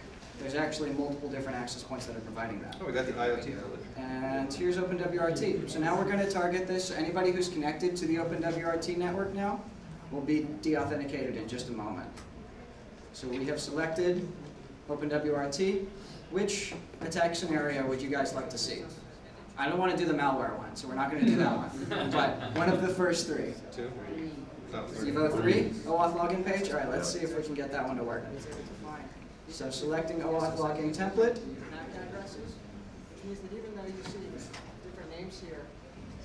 So it's creating the fake access point. That's our evil twin. Creates an HTTPS server on there for DHCP. De-authenticating client. So now it should be kicking some of you guys off. I just got kicked off. Okay. So now what are you going to do once you get kicked off, right? You're going to click connect again. And if it doesn't let you connect to the one that has a lock on it, what are you going to do? You're going to click on the one that says open. Oh, there we go. That part's working. So, and then it'll give me, Please do. please log in with your Facebook. Log in with your Facebook. It's an authentication tool that Wi-Fi customers can use. So for example, if you have a coffee shop or a restaurant, and you want to provide Wi-Fi to your customers, you can do it cheaply or freely by partnering with Facebook. Customers will then have to log in with Facebook, so they can send it to Facebook. Were you guys able to reconnect and witness it on your own device? Yeah, so if you connect to the WRT, you should see a Facebook authentication login like that. And you can see the machines Success? here. Yeah. You see them there? It's, All right, so let's see here. There's screw you, man. All right, let's try to keep it PG at least, all right? Screw you, man, is a password. Whoever put that in. And password. right. And you know, I just want to point out, but password with an E is actually a much more secure password than most people have on theirs. I don't suggest that you use it, but hey, look at this. What do we got? Connectivity check. We got Bob's iPad, Carter's Android. All right, so for the purposes of that demonstration, we've collected 2 emails. All right, so let's see here. There's screw you, man. All right, let's try to keep it. Screw you, man. Screw you, man at Gmail. Screw you, man, is a password. User@dummy.com. Whoever put that in. Password. And if we were targeting this attack, say for example against the receptionist of a company that we want to have access to. She's the receptionist there. We know that she goes across the street to her favorite coffee shop, which is not a Starbucks, but is, you know, it's hip and it's indie, and they have a Facebook login for their Wi-Fi. So we go and target that one. We've got access to her social media, which means that we can get more information about her, leverage that against an attack against the front desk, the reception, and then we can have access to the rest of the company. These are the kinds of threats that corporations need to be aware of. That's step 1. Welcome to penetration testing number 1. This is basically creating a Wi-Fi pineapple. I don't know if you've ever heard of those. I always wanted to have a Wi-Fi pineapple, but I'm cheap. So with about $45 worth of hardware and Kali, you can do it yourself. The operating system that I'm running in this virtual machine here is Kali Linux. You're utilizing Kali Linux. Yes. No, you gotta. You can utilize other versions of Linux, but it's probably best to use Kali Linux. Leverage that against an attack against the front desk reception. And here's how you install it. Corporations need to be aware of. And I can actually show you real quick in terminal what it would look like. This is basically so you would do the apt-get update and apt-get upgrade is just to update Kali. So that's making sure that your operating system is up to date. And then you could git clone. You can go to GitHub and download it from there. You don't even have to download it from there. You just literally type the command as you see it here. Yeah, it's HTTPS. Easiest just to do it on a terminal of Linux. Fisher slash probably best to use Kali Linux. Wi-Fi Fisher.git. And okay, so I already have it, so it's not going to let me do that. But then you just cd, which changes directory to Wi-Fi Fisher. So now that you've cloned that directory, it's on your local machine. Browse to that directory, and then run the Python setup file. That will actually install the dependencies that Wi-Fi Fisher requires. And then in addition to the tool, you'll need at least 2 wireless adapters. Anybody learn anything? Anybody scared? No one's gonna go out and try this and blame us when we get caught. Anybody glad they came? I'm glad. I'm glad you all came. Thank you for being here, guys.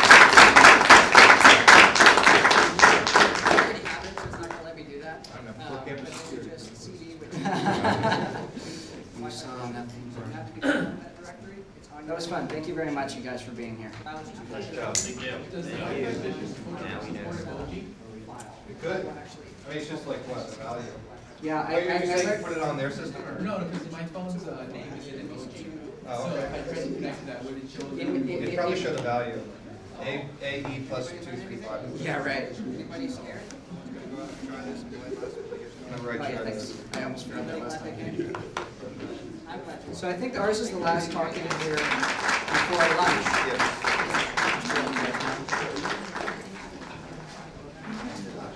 What do you think? We gotta go set up our posters, don't we? We'll be out in the quad area with our poster board if anybody else wants to have any questions. I do need to take my wireless. Yep. I just unplugged it. Thank you. Yeah, I could have got a couple of those. Nice job. Thank you. very Appreciate much. it. What was your name? Bob, Maxwell. Oh, yeah. I just came out for the day. You're at a play. I'm the guy. So you guys are doing it. Thanks. You guys I work said, at a community college, so you went to school. Yes, you can talk to that. Yeah, so this stuff I don't know. So you guys. I do need to take my wireless. Yep. I just unplugged it. Thank you. Yeah, I could have got a couple of those. Nice job. Thank you. very Appreciate much. it. What was your name? Bob, Maxwell. Oh, yeah. I just came out for the day. You're at a play. I'm the guy. So you guys are doing it. Thanks. You guys said, you went to school. Yes, you can talk to that. Yeah, so this stuff I don't know. So you guys. I do need to take my wireless. I just unplugged it. Thank you. Yeah, I could have got a couple of those. Nice job. Thank you. very Appreciate much. it. What was your name? Bob, Maxwell. Oh, yeah. I just came out for the day. You're at a play. I'm the guy. So you guys are doing it.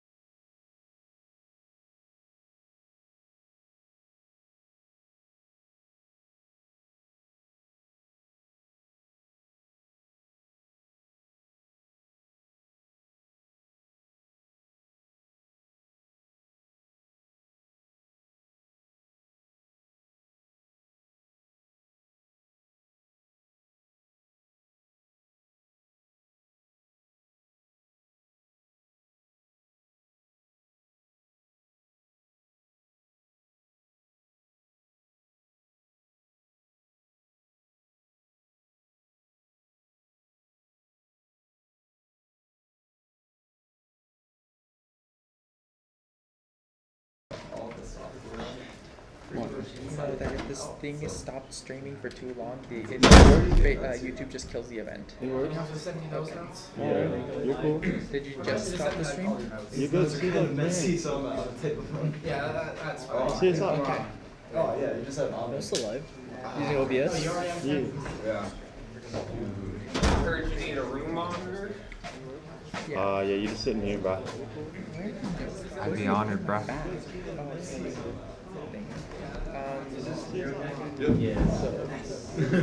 Right. What they did with the cue card. So my job is to mess up what you just set up, right? Yeah. Cool. They did have cue card really easy here to make sure students get security and to let them know their time's running out. No, it's like it's an actual competition. The cue cards are missing, so That's fine. I can use fingers. I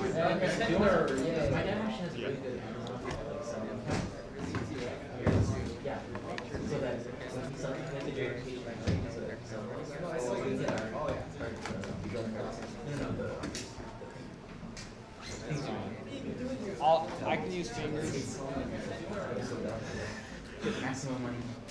Alright guys, we'll go ahead and get started here. So, this is the drone hacking talk. I'm just a little bit of background on myself. My name is Carter Rohr. I'm the president of FAST, which is one of the largest cyber clubs here on campus. I'm a CIS major. I'm classified as a security engineer. I spent some time at NASA. That's my true inspiration behind this project. Seeing some very, very high-level drones and wondering if I could get into them. And I started a project here at Cal Poly to do so. I currently am going into the Department of Defense, so definitely government side. Forensics and Security Technology. It's a huge cybersecurity organization here at Cal Poly. Our students are pretty talented. You know, we've got some guys in the NSA, Facebook, MITRE, FBI, so we go all over the place. So what I'm going to talk about today is what I believe to be the drone problem in the airspaces. I'll talk about some legal implications, so if you're going to go out and do some security research, or just if you have a drone in general, definitely pay attention to the law, because there's been a lot of legislation passed just this last year. I'm going to talk about some interesting court cases. People actually physically shooting these drones out of the sky, and they've actually got sued for shooting the drones. I'll talk about different modes of drone communication. So there's actually two different really big classifications of drones, and I'll identify both of those today. And I'm going to outline some critical vulnerabilities where I can basically show you guys how we made this thing go forwards and backwards and do whatever the heck we want. Also a common selfie drone. You've probably seen the commercials for this. We can do the same. Honestly, $1,200. Selfie drones are $50. These are just about 200. Yeah, and I'll talk about some different attack scenarios. So I'll outline these vulnerabilities. I've actually wrote a lot of automated code, so any script tape can now do this, but I'll explain what I plan to do with that on a defensive purpose. And we are here to improve security, so I'll basically tell you how to actually implement security on these things. Yeah, and I'll talk about some different attack scenarios. So the drone problem, what I believe is these drones are actually really cheap to buy. They present a huge risk, both physically and in the cyber realm. And some drone users don't actually obey the laws, partially because some of the law is actually not that clear, it's constantly changing, yet these drone owners are running into legal implications. They're becoming much more prevalent near airports. I'm actually giving the same presentation and demo next week to the FAA and DHS. We're trying to basically implement a geofence around airports so we can test some of these vulnerabilities, and once you cross those airspaces, there's no law that will protect you flying a drone near an airport, so possibly I could be using this research for good. No-fly zones, so including universities, if you didn't know, you're not allowed to fly drones at Cal Poly. There's only 2 student groups that are allowed to do so. FAST and an engineering group, so if you see people flying a drone, they're probably not allowed to do so. You actually could call the police on them and they could be in a lot of trouble. As you can imagine, firefighting efforts are also a big concern.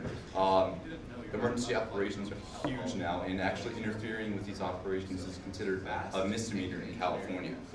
And what the problem is also is that physical threat. So these drones can carry payloads, 10 to 20 and even 50 pounds. So they're actually being used in war to carry grenades and explosives. Also, Wi-Fi drones is the big topic today. They have no security. We've known Wi-Fi security for a while. They continue to manufacture these things with no security. I'll show you later. I plug the battery in, it's an open Wi-Fi network, so you don't even have to be a hacker to technically hack my drone. Also, Wi-Fi drones. So emergency services. Drones can also be used for good. They're actually used in search and rescue operations, and they've actually saved quite a few lives. Using drones for recon, so in very, very intense military operations, it's usually send a drone in instead of a soldier. Also firefighting efforts. Yes, there has been repeating offenses, but firefighters are also using these to scout the landscape instead of sending firefighters in dangerous situations. So some legislation unique to California this year, they made it a misdemeanor to interfere with emergency services. California is one of the few states out there that actually passed legislation for interfering with emergency service operations. Also, they passed a bill, which is actually kind of interesting. If you're interfering with an operation, emergency services can do whatever they can to disable your drone. So they can physically shoot it out of the sky or basically knock it down if they have the opportunity, and you cannot turn around and sue them. There's been cases where someone's been filming a fire, they're interfering with firefighting efforts, the firefighter shot the drone and tried to sue the fire department. Well, now there's legislation that got passed in California where you can't do that. Shoot with water guns? A gun, if possible. Or when some of the radar guns out there that basically block all the signals will basically drop it out of the sky so it breaks that way as well. I usually think firefighters carry guns. That's why they have other law enforcement officials to take care of those pesky drones out there. So the drone risk, obviously, I believe there's a serious national security risk. I'm on the government side, so not surprising. It's difficult to track them as well as protect from projectile explosives. Incidental loss of life. So if one of these gets hacked or someone just doesn't know how to control their drone, you know, this thing probably isn't going to hurt somebody, but if it damages property, there could be a serious lawsuit on their hands. Also, privacy concerns. Since you have something that can go up in the air, you can fly over your neighbor. You know, there's been cases of people spying on underage girls in a pool in a backyard, and basically there's been lawsuits over that. What if my job was spied on by a drone? Yeah, exactly. So, you know, we do value our privacy and just the general endangerment to life. When operating a drone, you should be very aware of what the regulations are and how to fly it properly. So, before I kind of go into some of the regulations, I want to talk about what is personal airspace. So essentially, the FAA defines what you're allowed to fly under is basically under 500 feet. If you go over that, you're considered a commercial aircraft, and you're not allowed to do that. Some of the DJI Phantoms can actually go upwards of 2,000 feet with just the drone, and just because they can do that doesn't mean you should do so. Also, flights less than 50 feet, that's the preferable range. However, this is just what the FAA defines as your airspace. And when flying a drone, you should make sure you have the property owner's consent. There's a lot of commercial regulations, as you can understand. If you want to use this commercially, there's even more procedures you have to go through. So a UAV device must be 55 pounds or less. So if it's 100 pounds, you're actually considered an actual aircraft, and there's different regulations to go through. To fly this commercially, you have to be 16 years or older. So if you want to start your own business, you know, coming out of high school, you can possibly do so. You have to go through the TSA to actually pass some of these commercial inspections. And also, when you're flying a drone, even non-commercially, you have to go through something called a pre-flight check by the non-pilot. So you should be flying in pairs of two. So just have someone inspect your drone, make sure there's no broken propellers, nothing looks funky, so it couldn't potentially cause risk. So just reiterating, fly below 400 feet. And you also have to keep it in sight at all times. You must fly it during the day only. You're not allowed to fly a drone at night. It's actually illegal. And you have to fly drones below 100 miles per hour. So if you want to do some drone racing, you have to do that indoors and get special permission to do so. So there's some do's and don'ts when flying drones. I really like this visual. Please don't interfere with emergency officials. Don't fly it near airports. Obviously, don't carry toxic chemicals. That's bad. So there's something called a nuisance, which can actually be considered a lawsuit. The reason I bring this up is there's been some drone cases where farmers have been interrupted by drones because those drones were basically annoying their livestock and causing a business impact, essentially. Basically impairing someone's business operations. So if there's any sort of financial loss because of drone use, you really do got to be careful. And you know, I always go to national parks. You know, I really like to hike, for example. I always see people fly drones in national parks, and those are technically no-fly zones. You know, using my cyber capabilities, I would love to just drop those drones out of the sky, but I don't want to get investigated by the FBI. You can't get missed with the FBI if they don't know. True, I can cover my tracks. So I do want to talk guns versus drones because this is also becoming more prevalent. Some property owners are actually physically shooting some of these pesky drones right out of the sky. And it's been both win-win on both sides. There was a case in Texas recently where a property owner had a drone flying over his fenced area with his underage daughter, supposedly a privacy concern. He actually got sued for shooting the drone because he didn't follow the rules of engagement. You can technically only shoot something if it poses a reasonable threat to human life. Unfortunately, privacy concerns are not a reason to shoot a drone out of the sky, no matter where you live. Alright, so I've covered some of the policy and procedures here. I'm going to get into the very, very gritty technical details. So, defining two different types of drones. There's radio frequencies, and then there's Wi-Fi drones. I'll mostly be covering Wi-Fi drones today, but I'll also discuss radio frequencies. So, radio frequency drones fly over both 2.4 gigahertz, but more commonly 5.8.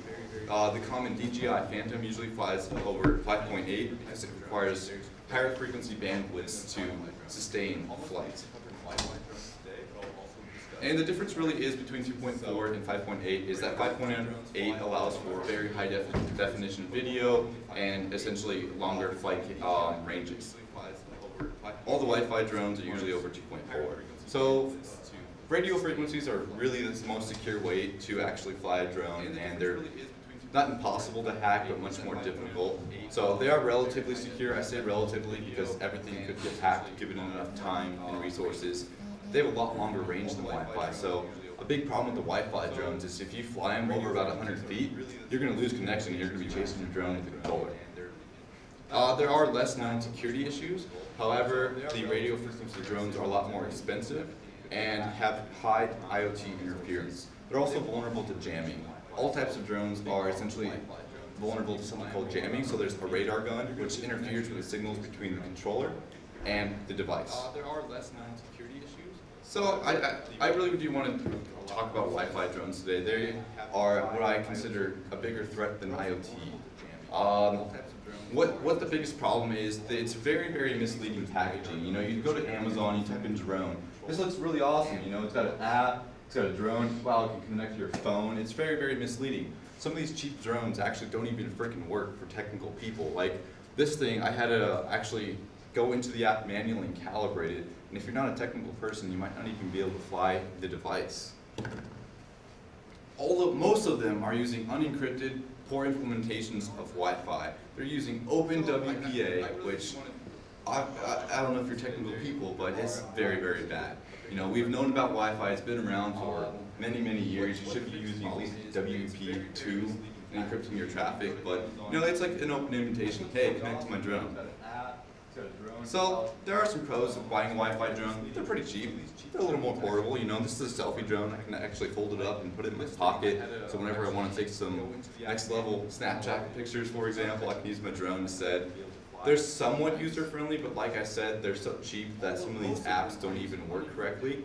High quality cameras for quite reasonable price. You know, I picked up two of these for about $200 a pop, and these are one of the most popular Wi-Fi drones.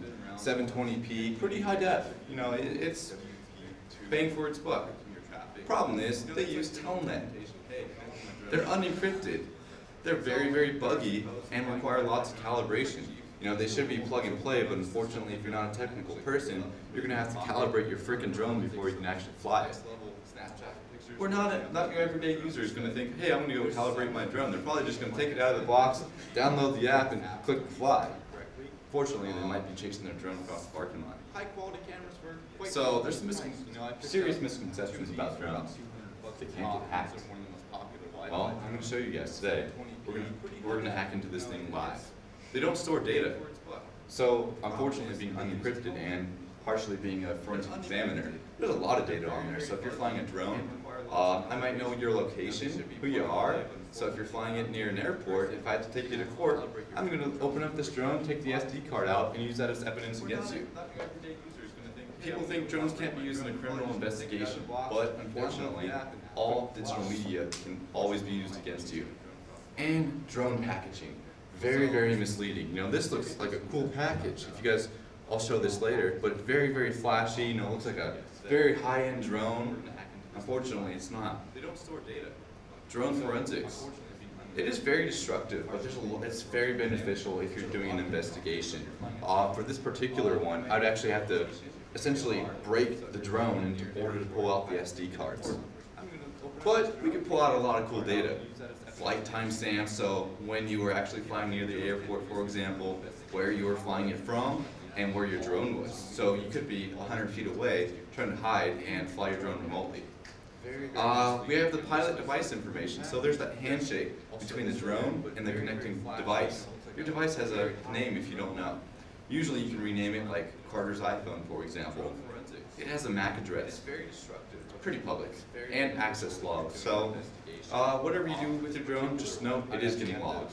Essentially, social media information is a big one too. So a lot of these drones have features to basically push this video feed directly to social media. And unfortunately, it's unencrypted, so those credentials could be stored in plain text. So one of the common protocols on all these drones is called File Transfer Protocol. It's actually back from the 70s, and if you implement it correctly, it's quite secure. Unfortunately, drones do not implement it correctly. Originally, it was built to secure military sites and is still actively used protocol. What this is used for is pushing and pulling files from the drone. So essentially, a hacker could hack into this drone, essentially, push a file. I put a file called Carter was here just to prove I was there on the drone, but that just represents I could put malware and control it remotely in the future. The AR parrots. Many people haven't heard of these, but these are one of the most common Wi-Fi drones on the market and also the most vulnerable. It's like having everyone, know your Wi-Fi password, for example. You can just connect to it and pull root shells. There's actually a lot of open source code, so exploit code out there that will remotely launch these drones. We've also modified it in our own and automated the process to essentially hack these drones. The parrots are the worst. I see them all the time. They're very, very common. If you Google drone on Amazon, you're probably going to pull up an AR parrot. So, an exploit scenario. We did this live, and my teammates actually freaked me out. My phone represents the controller, for example. They thought they were funny and took my MAC address and de-authenticated my controller. Then, essentially, a computer or another malicious device could connect to that device to either Telnet or FTP-in. They pull root shells because there's no credentials or default. And then you can launch customized code. Like there's a Node.js script that allows you to remotely launch, land, and set coordinates from a computer. A lot of risk with cybersecurity and remote code execution on drones, because what I'm going to just present today, I can remotely shut this drone down at any time. We can also pull the video data, the photo data, so those privacy concerns could even become even worse when hackers could potentially steal your photo and video. Having the ability to take physical control is scary. And potentially use these drones for more sophisticated attacks. So right now I'm writing some code to basically turn this drone into a pineapple. So say I fly this up on top of a Starbucks, everyone that connects to it, I can push files directly to their device and pivot from there. So Telnet. This is what I'm going to be talking about today. If you have Telnet on your networks, there's probably something worse that's wrong. However, the implementation that drones are using are even worse. It dates back to the 70s. The more updated version of communication is obviously SSH, but we'll show you what we can do. And even if there's secure Telnet, you've got MSO 942, which essentially allows remote code execution otherwise. And also the big issue with Telnet, clear text, lack of authentication. So say I fly this up on top of Starbucks. So I will show you guys this live, but basically when you nmap this device, this shows it has open FTP and open telnet. Just to see what's open, you know, hello world. So when you telnet in, you basically drop directly into a root shell on this device and you can execute commands from your computer. Pretty easy, you know, they have all the system files in something called SBIN. Yeah, SBIN. We go into SBIN, you know, it's all the system files, no password needed, you're in a root shell, and we can reboot the device, shut it down, halt it, do basically whatever we want on this device directly from your computer. So it's not hard to hack these things. If you have basic Linux administration skills, all you need to do is, you know, connect to it on your device, you know, do a quick nmap scan, do a little exploration, and you can probably do a lot of damage yourself. I actually wrote some automated code, so if you don't know Linux administration, you can just run my Java program and it'll pull the shell for you on these devices. I'm actually going to make a GUI for this, so give this to potentially to law enforcement officials. So say they see a AR parrot drone that's in classified airspaces or near airports, for example, they could potentially use this to destroy that device. So FTP exploitation, you can't execute, for example, operating systems commands, but you can make directories, push and pull files. So this is how we also pull the video feeds directly from the drone, and somewhat execute commands if you push some malware to the drone. So some of our scripts that we wrote allows you to execute arbitrary commands. So the first thing all you have to do is install node.js, and you essentially run our Python script against this drone. So in the attack described earlier, when you de-authenticate the original controller, all you do is run my script. You can launch the drone, make coordinates, make it towards you, or, you know, land it somewhere else. And it's pretty easy, you know, literally 1-2 lines of code. Let's see if I have a screenshot. And someone execute commands if you push some malware. It's a little small. I'll get a better picture in the next slide. Yeah, so we wrote an automated script for this, so you can take it off, land it. Easy. Install node.js, and you essentially run our Python. So what's next in my research is essentially automating the process. Describing this to you guys, you're probably a little bit overwhelmed right now, but what if you had an automated program or some sort of GUI that did all this for you? All you got to do is press 1 or 2 buttons. I do work concurrently with the government, so the FAA and DoD. They have recognized this as a serious problem, so I do want to outline these vulnerabilities, as well as hopefully work with the manufacturers, tell them that these drones have some serious issues. Parrot, there's been some researchers that sent them reports before, they don't really care. I just reset this last night, updated it with the latest firmware, and all my exploits still work. I would like to see the community research new communication for drones. There's a problem, we should find a fix for it. So some crazy attack scenarios. Use one of these drones as a honeypot. So you can fly places that other people cannot go. What if I flew on top of a big building and was able to pivot from these drones to other people's devices? Create an attack drone. I could potentially use one drone to attack the other with these automated scripts.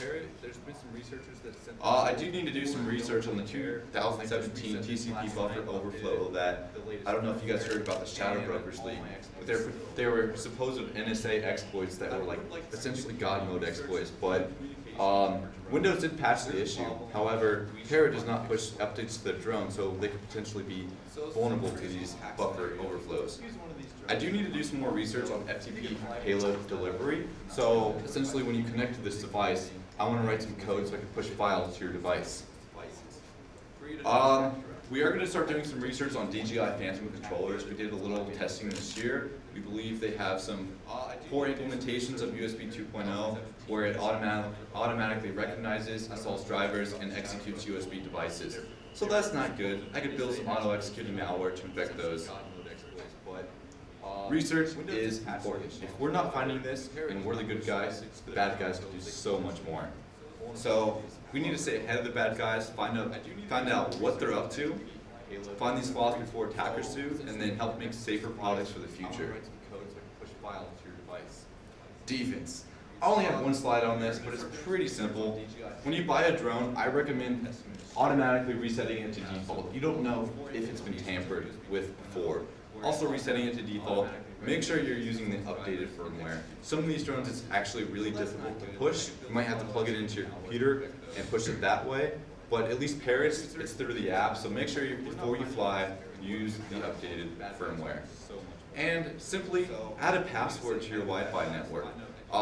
They don't have a password by default. It's actually quite difficult to implement a password, but at least give it a good password.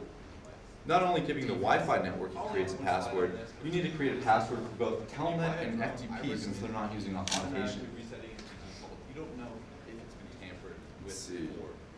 So any questions on the basic presentation before I go into a live demo? Some of these drones it's actually really difficult to push. Yes, sir. You have a GitHub account? I don't. A lot of this code, unfortunately, I don't like sharing a lot of my code with a lot of these automated stuff because it's a little scary. But I do have no issue sharing my slides.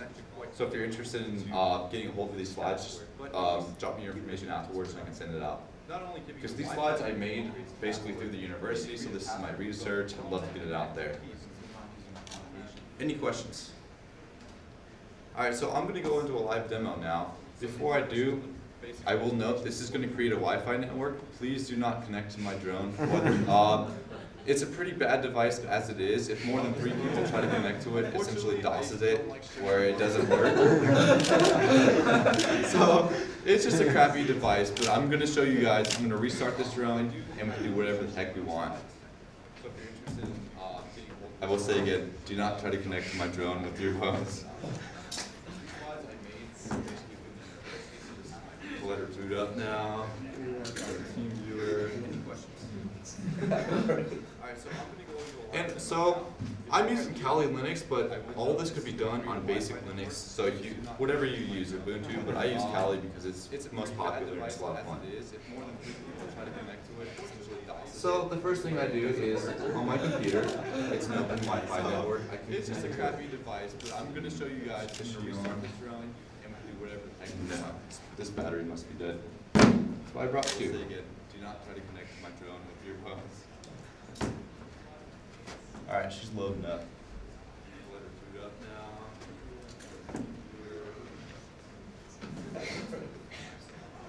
And so, it was working. I'm using Kali Linux, but all this could be done on basic Linux. So whatever you use, Ubuntu, but I use Kali because it's the most popular. So there it goes. So now she's green. Obviously she has a Wi-Fi network. It doesn't have internet, but this is how it communicates with other devices. I'm looking for it on my computer right now. I'm not seeing it. Give it a second. AR drone. Hey, this is a cool drone. I'm going to connect to it and see what I can do. Doesn't have a password. Connecting. Give it a second.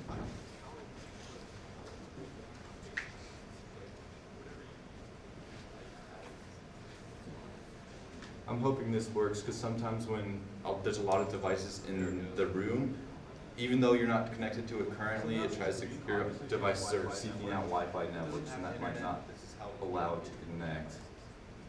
Hoping it does though. Oh, cool, it worked.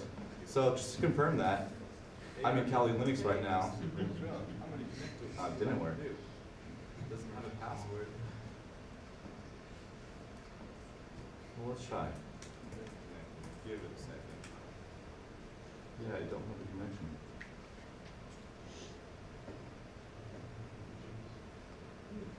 I'm hoping this works because sometimes when there's a lot of devices in the room, even though I'm going to reset it and try it again. It worked right before all you guys came in here, but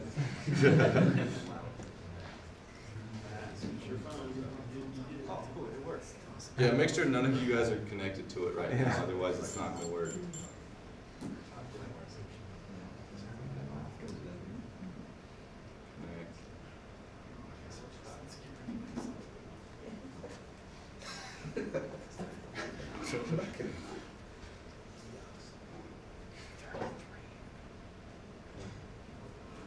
Well, I pulled up earlier while this is loading up. So this is through FTP, this is the interface, but as you can see, I push files remotely to this drone. I was here, I was here, I was here, I was here. Essentially in the hacker realm, if you put you were there, you could push files to that device. I only like to put a text file, because I don't want to be damaging. You know, the fact that you could say you were there, you could essentially send malware and affect that device. Right, let's see if this is going to work now.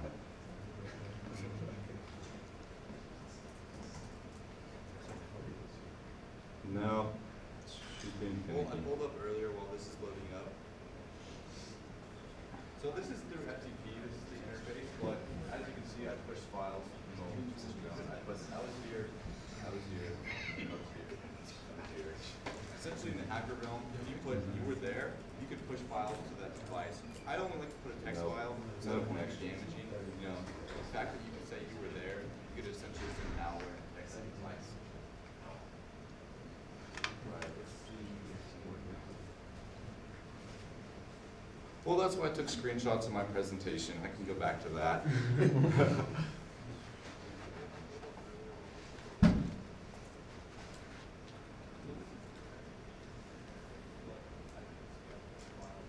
So what I would have shown, the first thing I would have done was nmap a device. And nmap shows you all the open ports and all the open services on the device. It's actually free and open source, but be very careful if you're going to run nmap. You cannot run it against like public websites like cpp.edu. The ISO office is probably not going to be too happy with you. So the first thing I did was run nmap, and I say, hey, it has open telnet. I wonder if they have a password on that. Turns out they didn't. You can actually just type in telnet, the IP address, and it drops you into a root shell. The first thing that it shows you is if you type ls, which shows you all the available directories in Linux, is bin, etc, root, a lot of like high-level, system-level stuff. And I was like, hey, what's an sbin? Sbin sounds like secret. And when I go into sbin, I essentially see all the system services. And I wonder what reboot does. Essentially, when I hit reboot, it reboots the device. It would reboot the device while it's on it? Correct. So what, in some of our testing, I have a student fly the drone, and I can reboot it, and essentially just drops it right out of the sky. Reboot's one of the nicer ones, because if you hit halt, halt for whatever reason puts it in some sort of stasis, it does fall out of the sky, but you have to physically remove the battery, plug it back in, and do a factory data reset. I don't know what the use is. So, why would a drone allow all tax services? And I wonder what reboot does. They should be using SSH. You could technically secure telnet, at least adding a password, adding authentication. This would not allow me to basically pull a shell and pull your operating system on the computer. And I could reboot it, and essentially just drops it right out of the sky. Yes. You still have that video? Oh, I do have a video I can show you guys. And I already have it preloaded. So this is the code that we wrote to make the drone take off. So we basically de-authenticated the controller, which is pretty easy to do. If you attended the Wi-Fi workshop earlier, there's public tools to do that. And one of my vice president actually is launching some code to fly the drone with his computer. And it's better with sound, so let me turn this up a bit. At least adding a password, adding authentication, this would not allow me to basically pull. He is actually flying this drone directly from his computer right now. He's setting coordinates. Yes. Oh, I do have a video I can show you. It took a while to get the code locked down initially. It just took it off and it kept flying up, and I was freaking out. We started meeting up in my apartment, just turning the drone on and going through the OS. There's nothing to do that. And one of my vice president actually is launching. So he was flying that drone with his computer. Anybody could do this. It's very, very simple code. There's actually code on the internet to allow you to do so. He's actually flying this drone. Are there any cases about people hijacking a drone? I'm sure, because technically it is still hijacking a digital device, which is considered a crime. I've not done much research on any of the exact cases themselves, but I'm sure there are. There has to be how easy these are to break into. Sorry, your battery died. I don't know when. Actually, well, since they are so open, they do get a lot of that IoT interference. So just because you guys aren't connected right now, all of your devices are trying, like, seeking out the Wi-Fi network and essentially DOSing it. That's why we usually fly in a very secluded area. They never work in big settings. I'm sure, because technically it is still hijacking a digital device. We could try that. If everybody could turn their Wi-Fi on their cell phones off, that might help.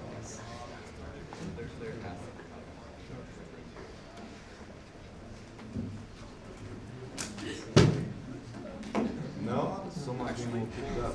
They are so open. They do get a lot of that. No. I tested this exactly right before you guys came in too. That's why we usually fly in very areas.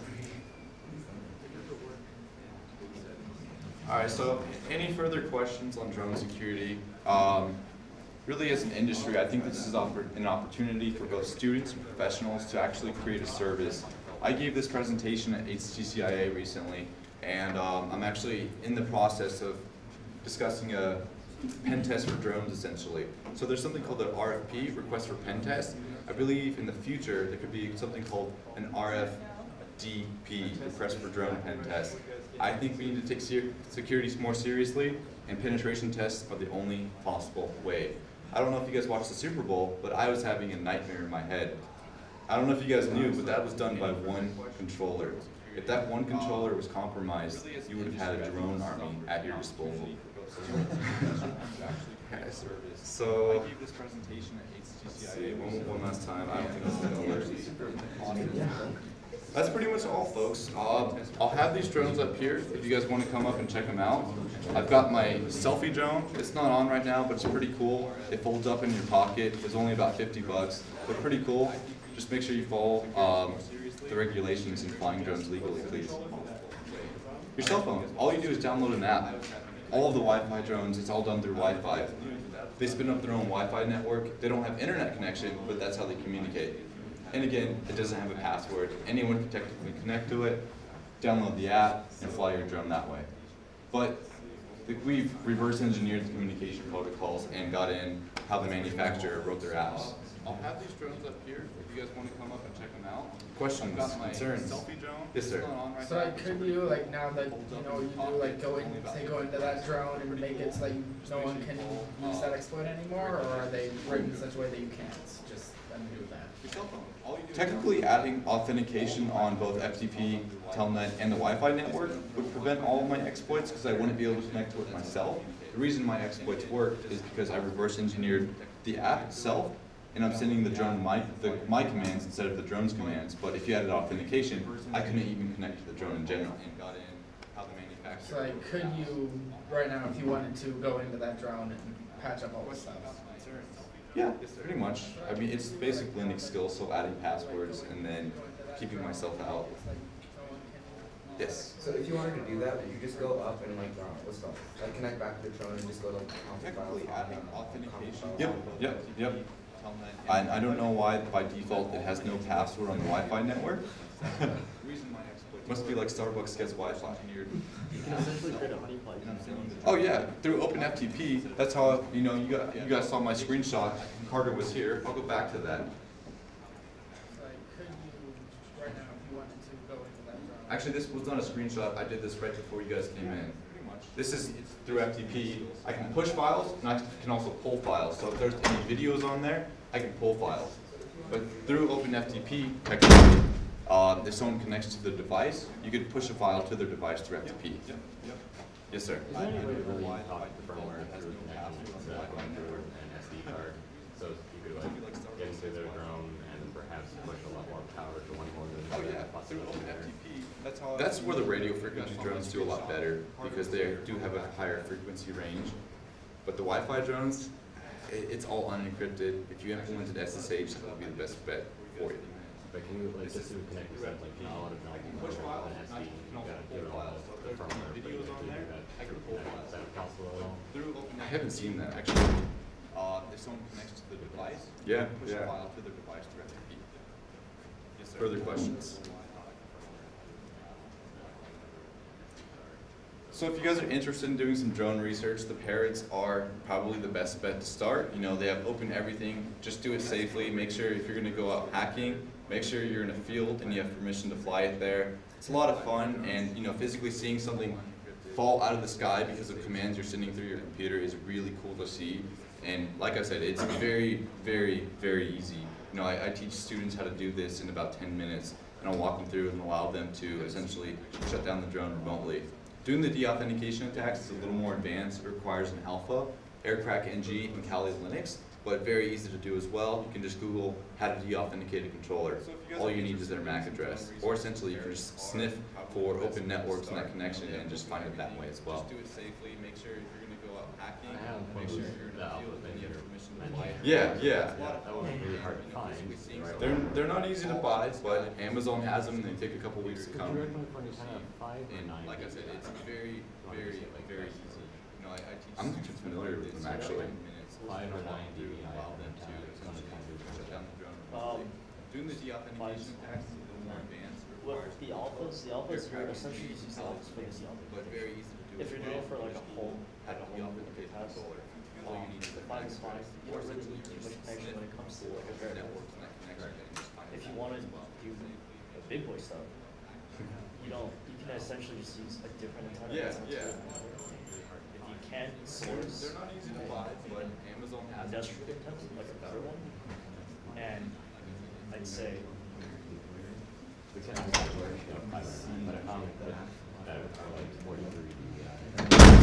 can retrofit if you have the patience. You can retrofit any antenna to the alpha. Yeah. That's if you have the patience. But honestly, when it comes to like paradrones and like Wi-Fi hacking, when it comes to like these things, you don't need too much power. You don't need too much connection, unless if you plan on doing something malicious. Then sure. Hypothetically speaking, sure. Oh yeah. I have like 3 alphas. Oh, my demo might work now. Oh, it works. So I managed to connect the device. When I tell that in, there's obviously no creds, so we pull directly into a root shell. Whoa. Yeah. Spin. So we're gonna basically reboot this device right now. And it's offline. It's gonna reboot. It's red. This is all done through my computer right now. Put that on the ground? Put that on the ground. The connection was close. Yep. And it's rebooting right now. All done through my computer. So I managed to connect the device. When I tell that in, there's obviously no creds. We pull directly into it. All right, guys. So thanks for coming to my talk. If you have questions, I'll stick around for about 45 minutes here. Feel free to come up, check out the drones. I unplugged them for now, so no one else can connect them and take them off. But thanks.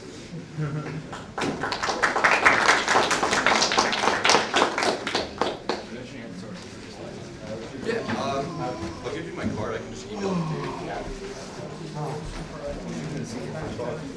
You missed it, man. I do owe you these. Let me see actually. Let me see what. These parrot drones, they're offline. They would have do you have swag bag? APIs. There's a schedule in there? Yeah, I actually did. Was he able to find the place? Yeah.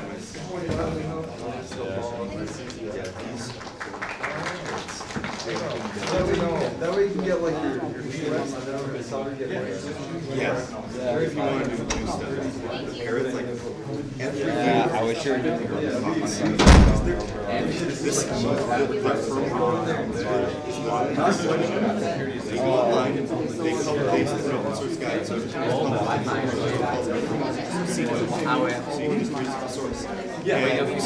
why do you love telling them? They put open source. Yeah. So I don't know what they're thinking. Oh, which one would be pretty awesome. It's pretty terrible, but they like, get flag. This is coming. And this stuff was he was Lock doing picking was all day. the drones. That's in that one. I actually haven't done that yet. On them every time he flew near his yard. He don't even need to do it. Yeah, do you know it's crazy that they have it set up where it just doesn't have any type of security on it.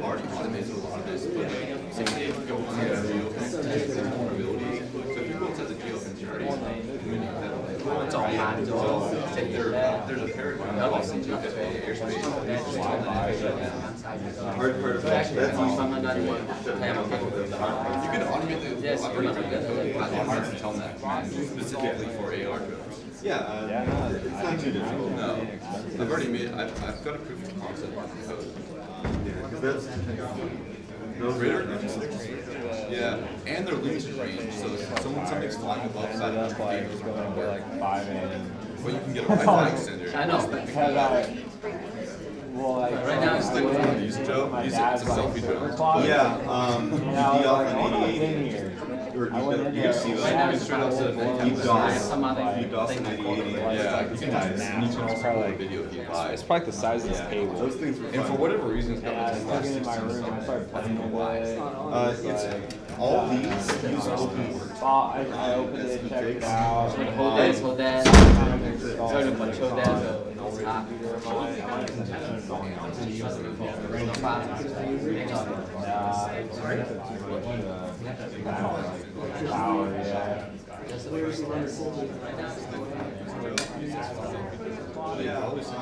After that, I've been home and tested it.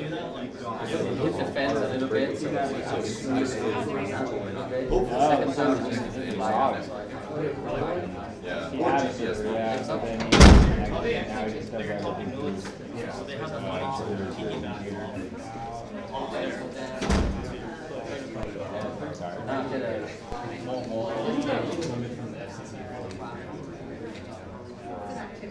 Depends on if you're a licensed operator or not. Then yes, see. All these frequencies. I can go up to 1500 watts. Not on Wi-Fi frequency, but on the lower ones, 1500 watts. Don't even, like. Is there a volunteer for watering? I wish I could make the Yeah. A lot of my work, I'm also like, I don't know if you know, I just Building 163, room 1015, or in the R&D. Yep, that's awesome. Honestly, if I would have thought it though, because they were taking video of his underage daughter in a bikini. Oh, I remember that. That was a couple years ago, and it was a I stand by him, and it was over his yard, but due to the fact he was in a populated city, he got sued. Because the argument against David was that that's it. There is no reason for you to apply my job and Wi-Fi. They're able to black. So they got arguments like, no, this is my area. This is my area. But I have the right to problem was it was going it was good. The general public. Oh yeah. It's on like mine. It's like well, we have code now that you have to control it to remotely launch this now. Yeah, that's cool. Yeah, I had some stuff on the drone itself. This is the one we've been playing with. We haven't been using yours because it has the PL crap on stuff. Yeah, I did some work on this a couple years ago. I got into the drone and I turned it into a fake Wi-Fi network. And it does a lot of terrible things that it's hard to do with the drone now. And one of the things is because it was hard to fly. It basically, these drones suck at flying. You can see from they like going to walls. But what it did was it would automatically turn on, fly up in the air, hover at a height, and after about 5 minutes it would land. And so it just hovered.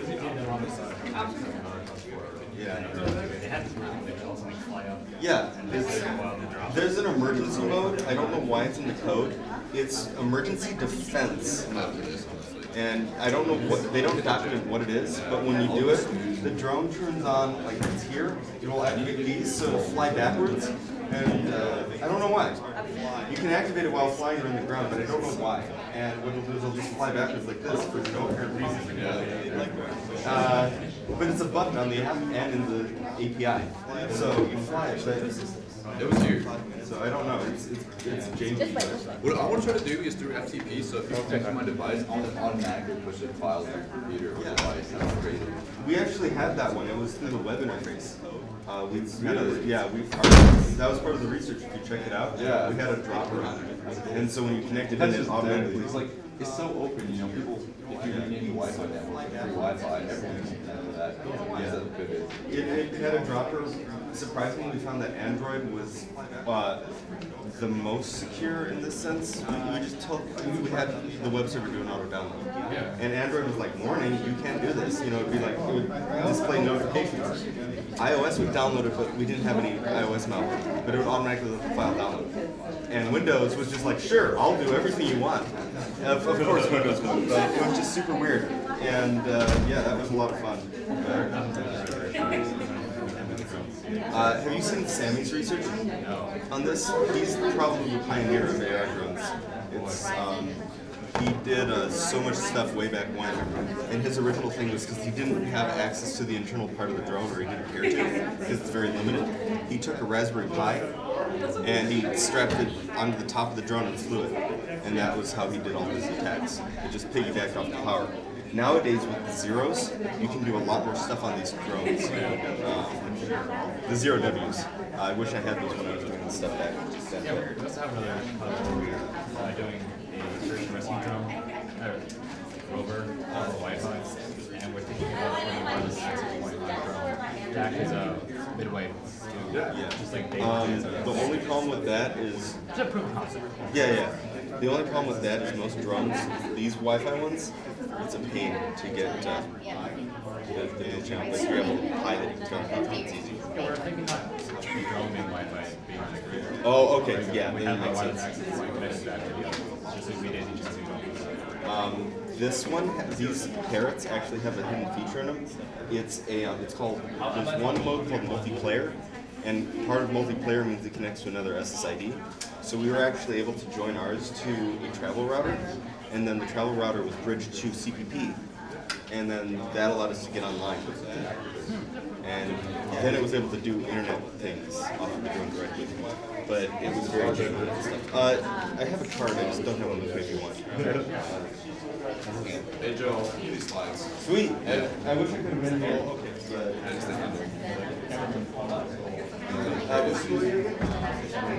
Oh man. So we do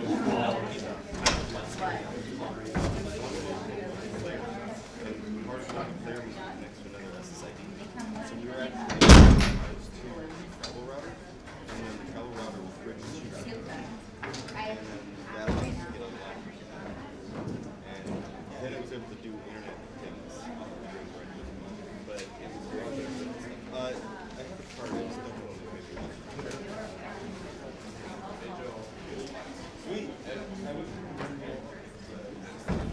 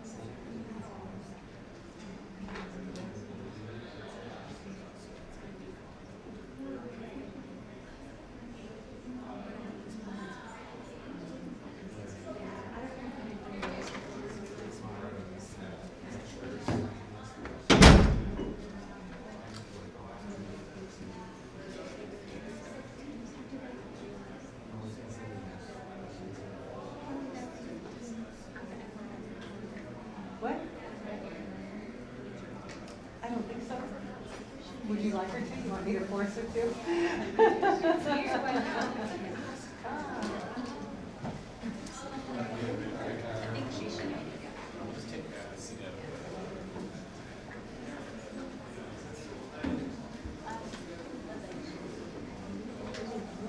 Long time no see.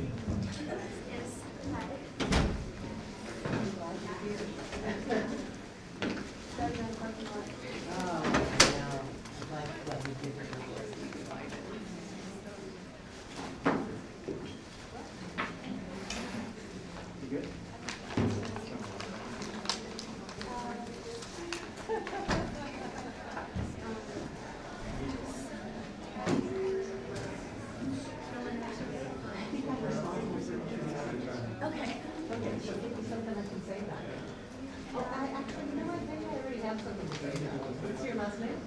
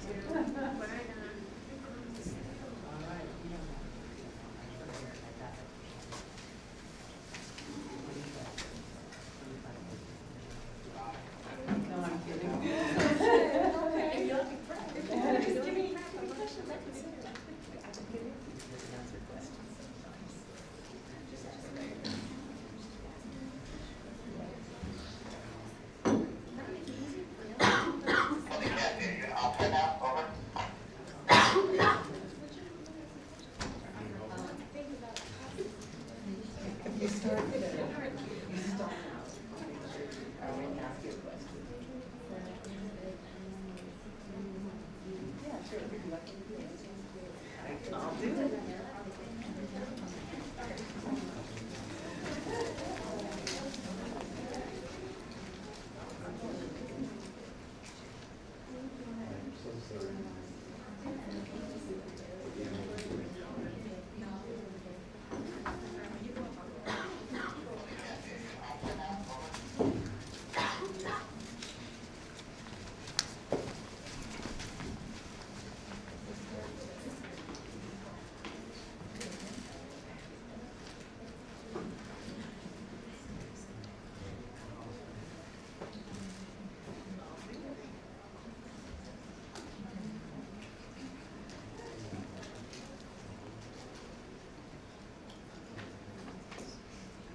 Is there anyone here from MISA? Are you the person who's presenting? Yes? Aww. I've heard you present at ISACA. Okay. No, someone else is going before you. I just want to have your name so I can introduce you. But now everyone in the room will know who you are anyway.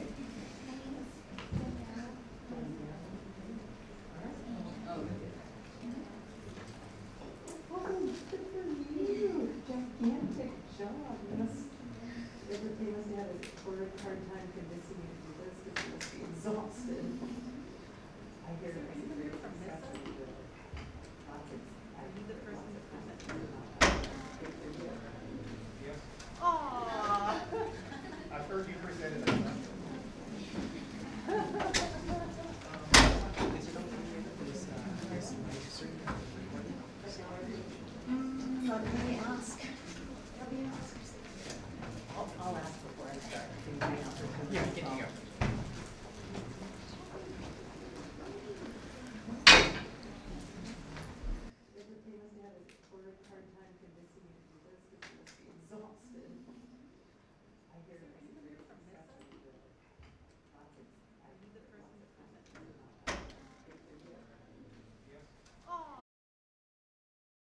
Thank you for asking. Can I speak from here, possibly? Or should I? Yeah, is that okay? Can you change that? Yeah, I can move the camera. when Okay, it comes is to that it. all right? Great. I'll just let me go grab my stuff first. Thank you for asking. Yeah, is that okay? Can you change that? I can move the camera. We just have to turn the PC to face you.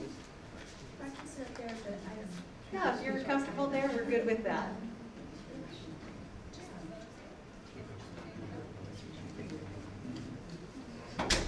How many of you think there's value to diversity in computing?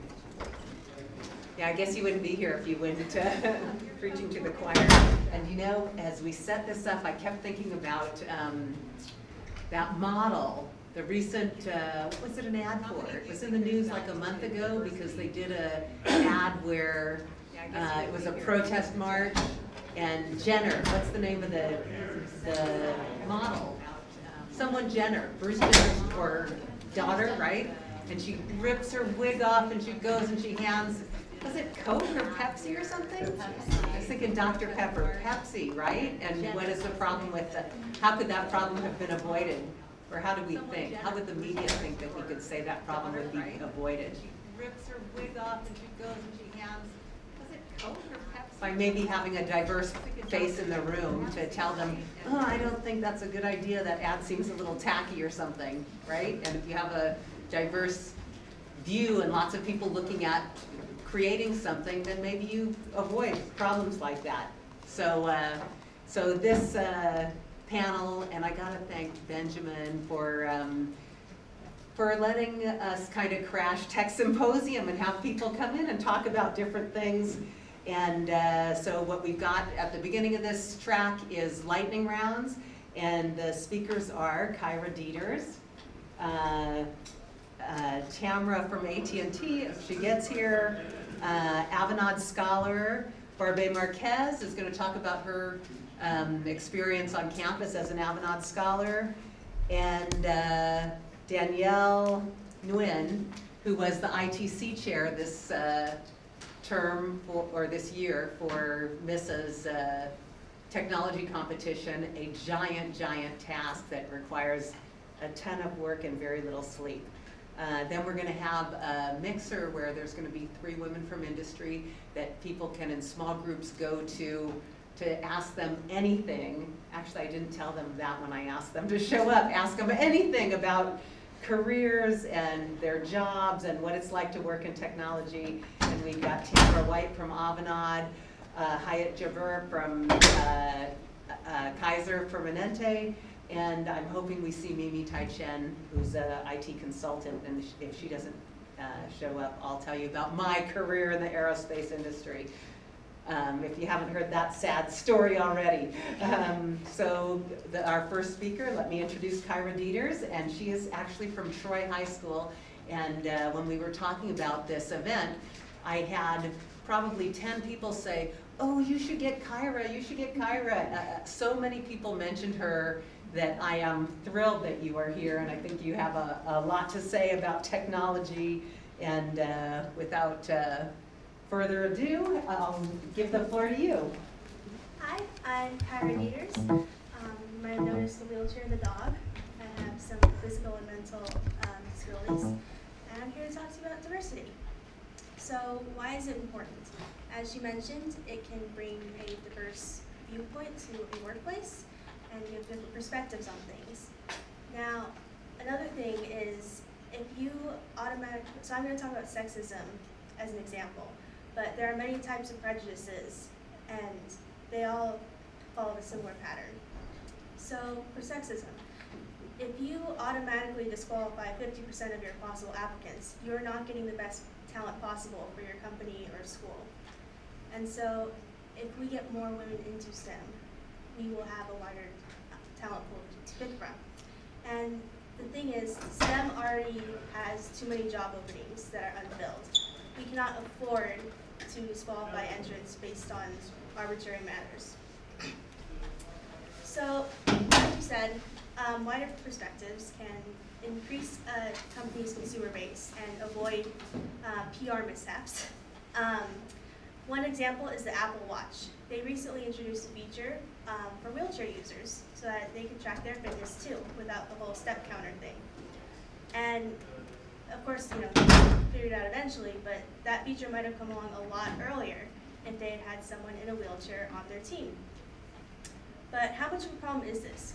Isn't there, you know, isn't it 2017? Doesn't sexism not exist?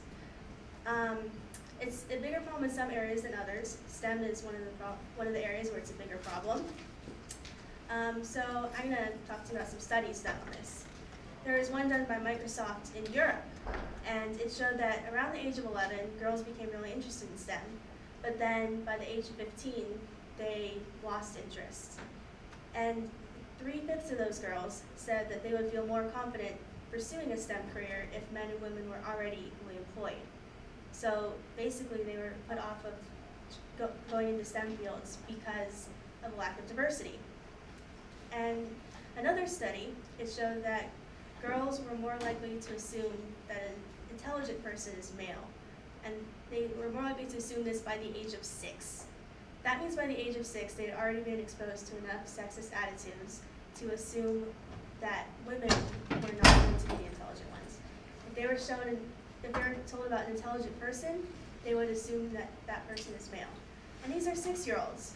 6-year-olds should be more likely to assume that the person is their own gender, just because of how their minds work. And younger than 6, that was the case.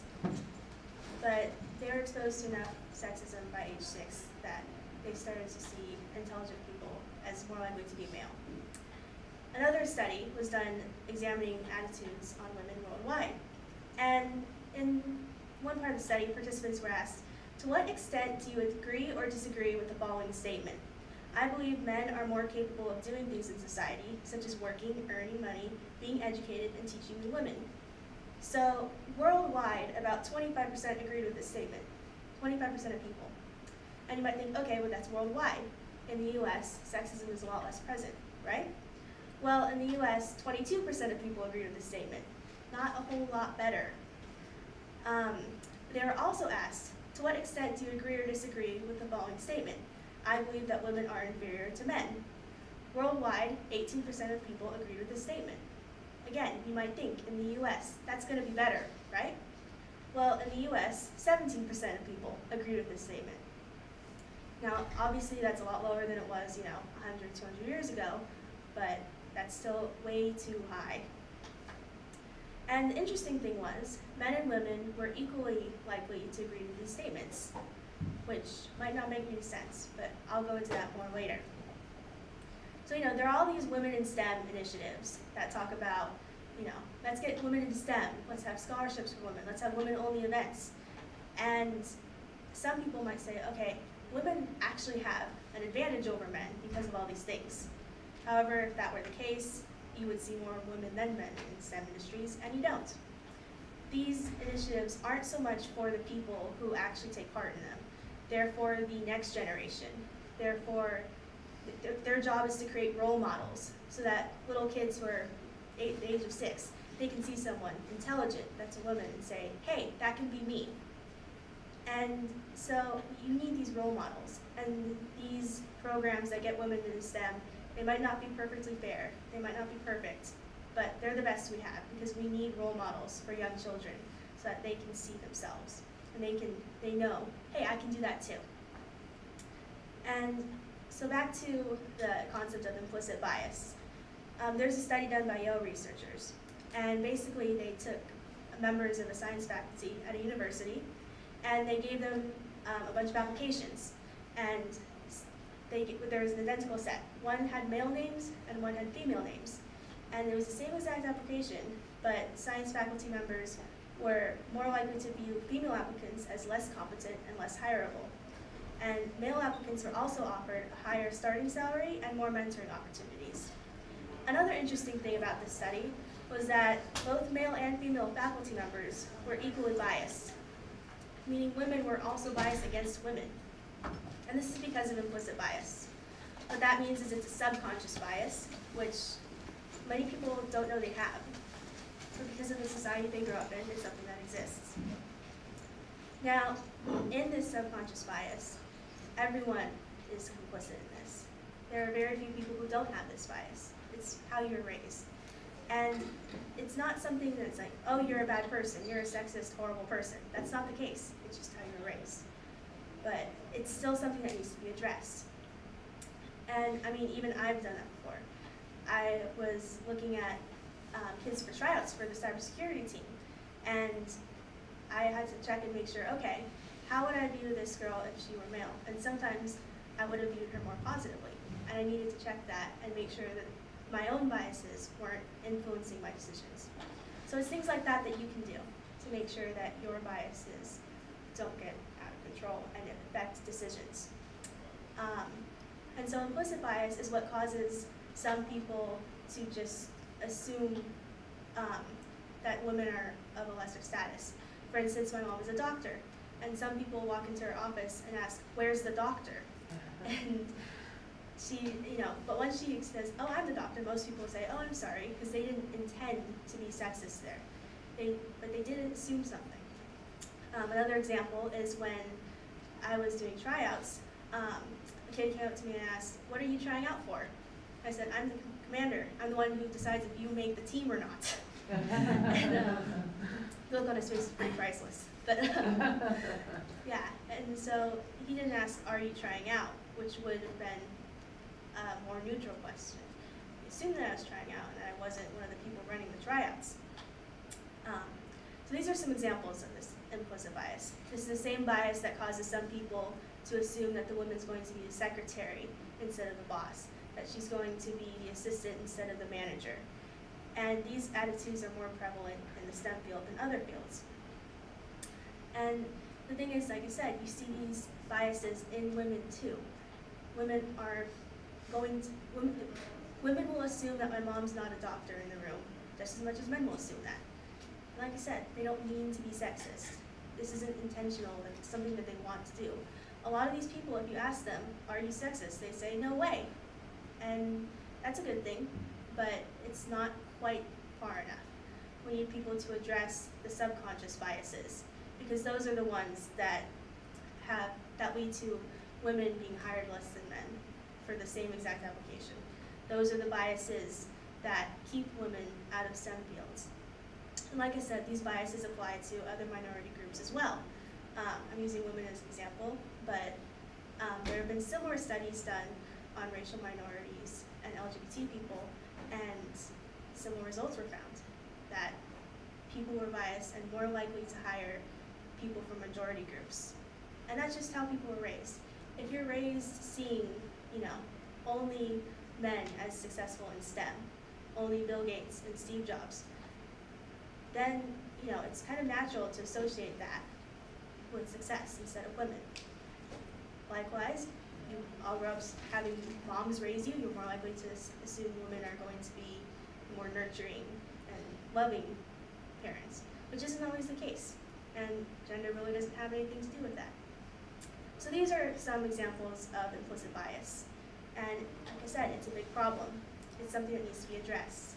And you can help address it just by addressing it in yourself. And if you see examples of it in other people, you might want to ask them about it, you might not want to. It depends on what the situation is. But just remember that it starts with you. And that might sound cliche, but it's the truth. Each one of us has these implicit biases that we need to address. And only once we all do that will things start to change, will things start to improve.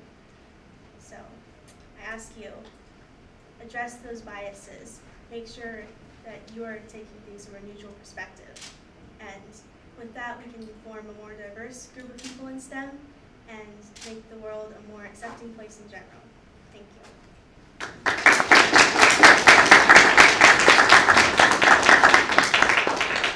And write beautiful software together. Yes. Can you tell us a little bit about your experiences on the Cyber Patriot team and everything?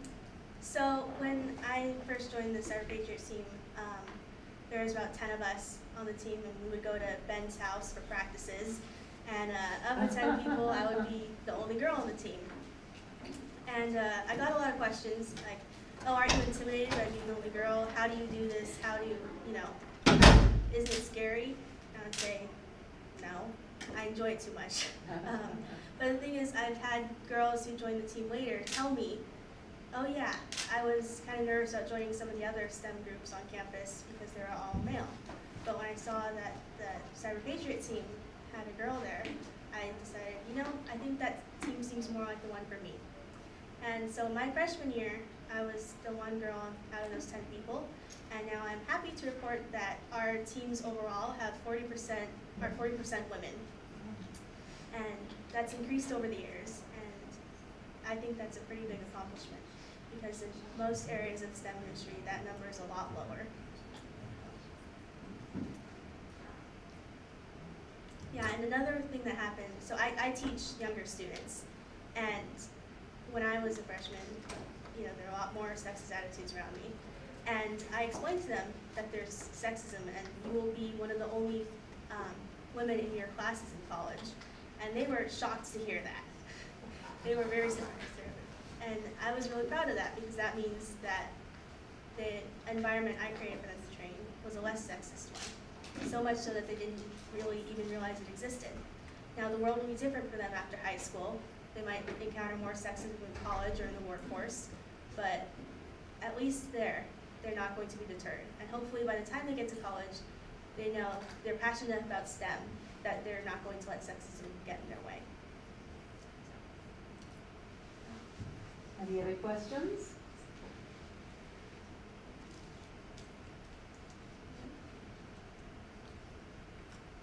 All right. Question? You've got a question? Oh, thank you. Yeah. What made you dabble into cybersecurity? Well, I've always really been interested in tech. My mom said that I started using a computer when I was 18 months old, basically as soon as I could start to hold a mouse. And I went to Troy High School for the STEM program. I just always loved computers. As far as cybersecurity, I heard about it through ROTC, and I decided, hey, that sounds interesting, because I'm not a very athletic person, and a competitive team where I could work with computers seemed right up my alley, and so I decided to go for that. And it's definitely changed my career path in my life. So, thank you. And are you a senior now? Yes. And where are you going to go to college? University of Hawaii at Hilo. Oh, how beautiful that's going to be. Yes. And do they have a cybersecurity program there? No, I'm going to be a computer science major. Computer science, all right. She's going to start the program. I think so. And then you're going to come back and compete here for CCDC, right? Hopefully. Hopefully. All right. Thank you very much.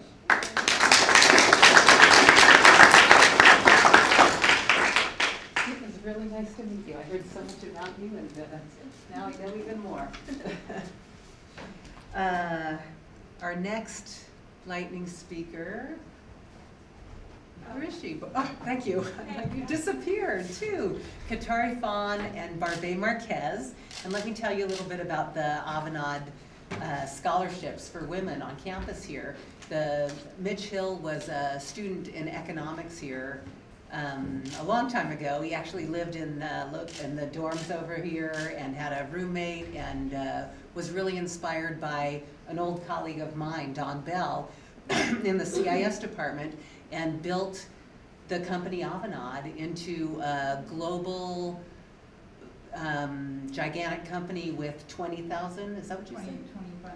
25,000 employees, and was always very interested in giving back, and very interested in diversity and diversifying the company, because they have global reach and having people of many different nationalities and involved in that company. So the Avanade gave a generous grant to Cal Poly to start the Mitch Hill Center, which you've heard a lot about today, probably, if you've heard about cloud computing and the vending machine, for spinning up servers and things for people to use and run cybersecurity competitions on and things like that. And part of that also was scholarships for 5 women who were getting degrees in technology, computer science for 2 of them, and 3 of them are CIS majors, and it was $15,000 a year for each woman. So it's a real commitment to helping women get a technology degree. And 2 of the scholars, and they did this for 3 universities around the world, and Cal Poly's one of them. So you're lucky you're a student here because we're so distinguished in so many things. And so let me introduce 2 of our scholars, and they're gonna tell you what the program's meant to them and what they've been able to accomplish and what they enjoyed and what they were worried about. Good luck, guys. Okay, so my name is Barbara Marquez. I'm a computer information systems major. Technically, it's a business administration major with an emphasis in computer information systems. I'm actually taking the application development route instead of security. My goal is to get into big data and data analytics, and some of my background revolves around CRM and education and robotics. So giving to community and kind of outreach was, I did that for about 3 years in a startup company, so that revolved around robotics and education. So I got a lot of my experience through there. With Avanade, it's kind of reversed for me, so I always gave out mentoring and helped others, and so now I'm getting help trying to figure out exactly what I want to do, which is a hard path for me to figure out. So I actually was in community college for 5 years. I did the startup and was going to school at the same time, and I didn't really know where I wanted to go. I actually transferred into Cal Poly as a computer science student, and I thought, this is the way to go, this is how I'm going to make money, this is how I'm going to succeed. And I didn't actually realize that I was limiting myself with the amount of opportunities that I didn't get or I didn't see. So I actually reached out to Dr. Manson about the CIS program, and he actually introduced me to the 15 for 15 scholarship and opened my eyes about the opportunities that the CIS department actually has for me, and that I actually fit in better with this program. So it's helped me grow a lot more than I would have otherwise. I mean, I work with Tamara, who's my mentor, and I appreciate everything she does for me, and she answers all the questions I have. I did ITC 2 years in a row, and I know we're going to touch on this later. The first year I did it last year, she was a crucial part in actually understanding what consulting is, and it's kind of more what I want to do now too, is get into consulting with big data. So Avanade would be actually a really big fit for me to work in as a career to start. As of now, my goal for my last year, since I'm going to be a senior next year, is to do more outreach in Cal Poly itself. I've used a lot of the resources that the school's provided, and I plan on working with Danielle to see if I can help with that ITC next year and make it a better program, hopefully. I also plan on working with Poly Founders, which is an innovation club. I actually applied for the e-board, and hopefully I get a position on there, and I want to be able to work with other clubs to expand the outreach as well and help other students see their own potential. What's there to say? The scholarship has just meant a great deal to me, just because of the opportunities it's had, the experiences I've had with, I think during the summer we went to the, was it? Yeah, we went to the Tech Summit in Seattle, and we toured the Microsoft Lab, and we did the HoloLens, and we sat through round tables, and Kitara was there and like hogging up the talk. I know she's gonna have nothing left to say. I don't know, we both have different experiences, and we're both different types of people, obviously. I like to talk. Tell them about your idea for systems analysis and design. How many of you have had systems analysis and design with the, no? No? Oh, there aren't that many. Liars? There's no CIS majors in here at all? No? With Bund, no? Is that who you have with? I have Okay, tell them your killer idea. Okay, so I've actually taken system analysis before at my community college. So the way I learned it before was actual methodical. Like, this is the process, this is how you do it. You get a problem, you solve it. So with the professor I have now, it's kind of like, what's the problem that you see now? And even if it's first world problem, whatever problem it is, what kind of solution can you come up with? You know, solve a problem. So the idea we have, or I actually thought of, was creating an application where you could shop online. Brick and mortar stores are going out of business. Target, you know, Sears, JCPenney, whatever you want, all the clothing stores, they're going downhill. So we all shop online. We all look at clothes. When you buy them, you get them, they don't fit, you return them, and then the cycle keeps going, right?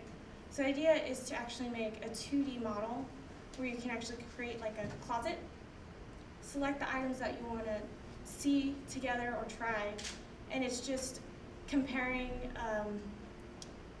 the customer's measurements with the actual physical clothing measurements, but you'll actually be able to see it visually in the 2D image.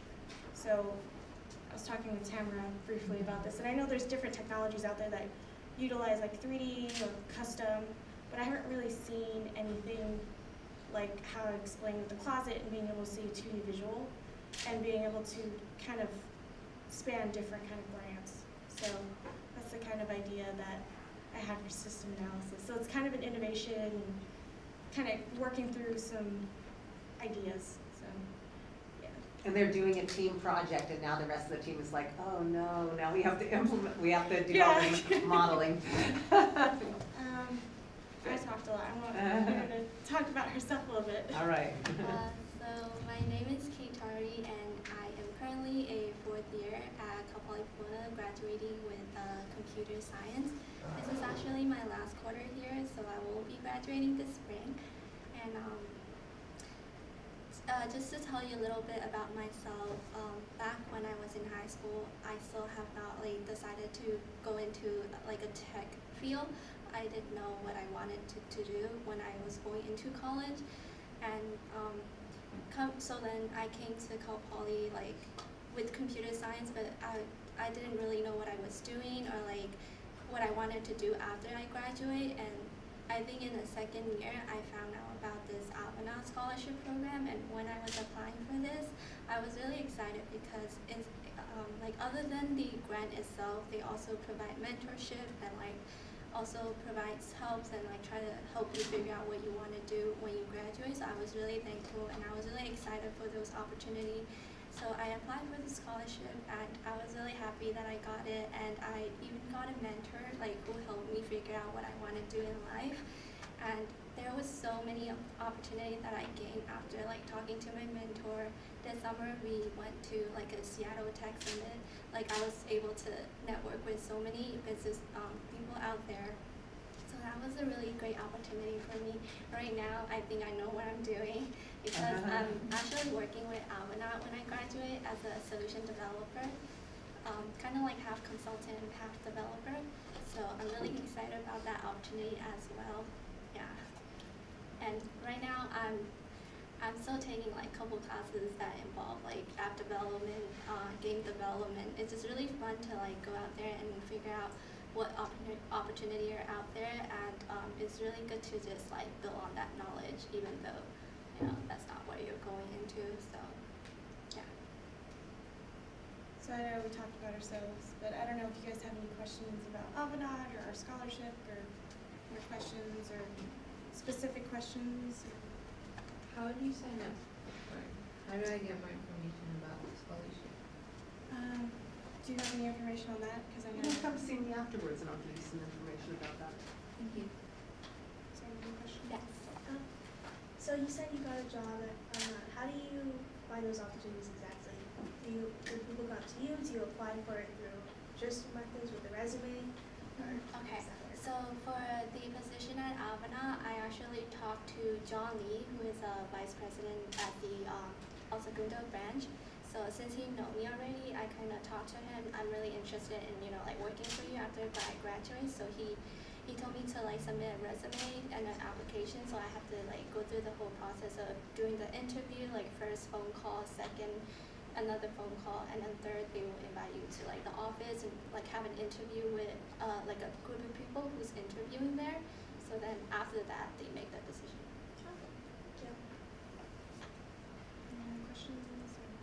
What was the hardest part in your academic career? What was the worst day? Sorry to put you on the spot. Last quarter? No. Last quarter. To be frank, it was kind of the transition. I was having a hard time when I was in CS. That was when I was struggling the most. I didn't know what I wanted to do. I didn't know who to talk to. I just kind of was giving up, and I was like, well, this is my degree, this is what I'm going to do, and that's it. So being able to talk to somebody about it was good and eye-opening of just, you know, being able to talk to somebody, honestly. For me, this is actually my worst quarter because I'm taking 5 core classes to graduate on time, and those 5 classes are all like team project based, like big projects, and I'm really overwhelmed by like the amount of projects I have right now. Like I just finished one project that took me 6 whole weeks. So, and then I have to hop onto a different project like at the same time. So it's really tough on me this quarter, but still hanging in there, I guess. Yeah. Okay, what was the best? What's the best thing that happened while you were here? The best thing that happened is ironic to say, but it's actually this quarter. This is like the quarter that I am most productive, and I'm actually doing something. Like, to be honest, I just made an Android application like in one of my classes, and I did not believe that I will actually make an app like coming into this school. Like, I'm not gonna make an app, I'm just gonna like, you know, just take some classes and enjoy it. And but I actually end up making an application, so I was really proud of myself. It wasn't really that good, but at least like it's my own work. So it's pretty decent though. I tested it out this weekend. There's little quirks just because of like the phones are different, but graphics are really nice. What's the app do? So it's an alarm clock. Ah. But it's one of those that like you have to shake and you have to walk around, like you get up and wake up. It's a no snooze alarm, so like it will force you to wake up. It's a problem that I deal with every day, and the professor was like, if you're gonna make an app, make something that benefits like everyone, or like something that helps you. So I was like, oh sure, I mean I can't wake up every day like at 8, so yeah. Can you port that to iPhone? Can you port that to iPhone? I need it. Yeah, I was thinking of doing that too because I actually had an Apple and I wanted to use that app myself, but I don't have an Android phone. So maybe like if I have time, I will probably import it to iOS. Okay. You have one customer. Thank you. One customer already. So when you guys heard about the 15 for 15, what was your first, thought? Did you have any, oh, I'm not, You want to go first? any? Okay. When I heard of it from Dr. Manson, I was kind of reluctant because I didn't think I was worthy, I guess, to say in a weird way I wasn't worthy of the scholarship, just because I was getting financial support from my family, from my parents, but at this point I've been at school for like 7 years. I actually already be out of college and working, so I still applied and I still gave a hell of an interview, They know I was nervous as heck though, so I was very self-conscious about it. It was difficult for me just because of myself, my own doubts and everything. But I've actually learned to deal with those through the program. And I've been able to actually start a life on my own and stop relying on my parents. I've been working on and off. The scholarship helps pay for my school and just relieve a lot of the stress off my parents because my dad retired. So financially, it helps a lot, and it's helped me just move forward instead of staying like, I felt like I was a high school kid still with my parents financially, couldn't go anywhere. But with all of this transition, it's helped me become like the adult I am now, so. Yeah, I kind of have the same experience that she had. When I first heard about accepting this scholarship, it was like very surreal for me because I actually didn't believe that I would get it, and it helped me out so much because I'm like the first to graduate in my family, and I don't live with my parents here, so I had to work on my own to pay off the tuition. So when I got the scholarship, I did not have to worry about like the financial issues, and I just had to focus on school, which helped me like do better in school as well because I don't have to do like a part-time job. So it really helped me out. And first, when I was in the Alvina program, like the first time I felt like really small because like Alvina is like a big company, and I felt really small in it because I don't really know anything or like many people. So right now, I guess I'm more experienced and know a little bit about how like what everything is. So I felt better, I guess. Hopefully that answers your question. You mentioned that you were at junior college for 5 years. What kept you going to make it through to a four-year college? So actually what kept me going was my parents. So my dad dropped out of high school when he was 16, went to the military, got his duty there, then went to University of Phoenix, so he got in the water district. So he worked from the ground up, ditch digger to upper management. My mom was from the Philippines, so she got her degree in architecture in the Philippines, moved to the States, and she couldn't work just because her degree wasn't recognized. She was a woman in a man's field. Here in America, it is architecture is on guys. It's not a high-paying job as well. So I see the struggles that my parents went through, and when I was going through community college, it's like I have to finish school. I have to finish school. I can't do the struggles that my parents do because it's that whole expectation, knowing that they want better for me, and that they would give their lives to help me. So yes, I went 5 years with community college, but they also figured that I'll figure out what I want to do when I figure it out. Being able to work at the startup, it helped me figure out that I want to go into a tech field. It also helped me figure out that I have a passion to mentor people, help other people as well, and it's my parents that help me keep going. Yeah. Any other questions? So sorry, go ahead.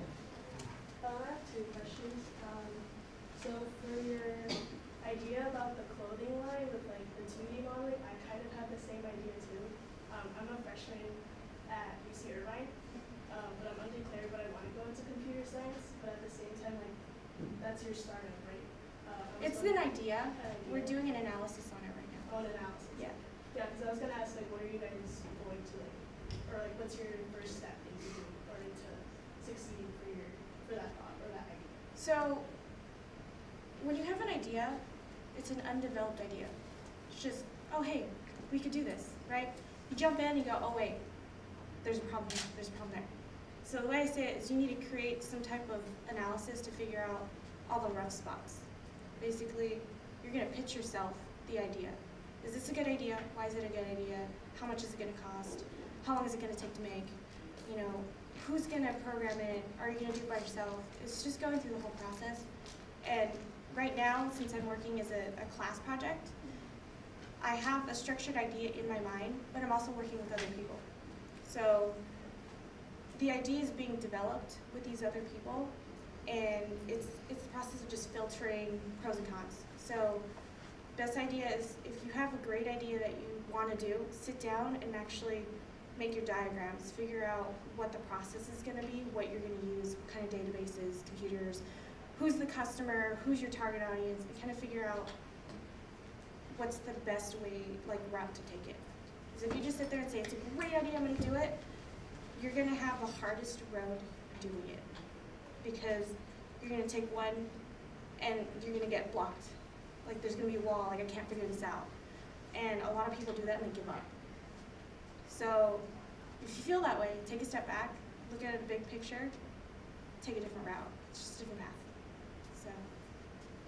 And then my second question is, for me, it's coming from like a small high school to like a public university such as UC Irvine. Like it's a hard transition for me. So like I was wondering, how did you find Dr. Nancy? Because I need to find Dr. Nancy. So now, okay, so there's different resources at your school. Like there's different resources here. So when I actually transferred, there was a transfer program that it was their first year when they started. The only problem is that they didn't have a science, like a STEM transfer program.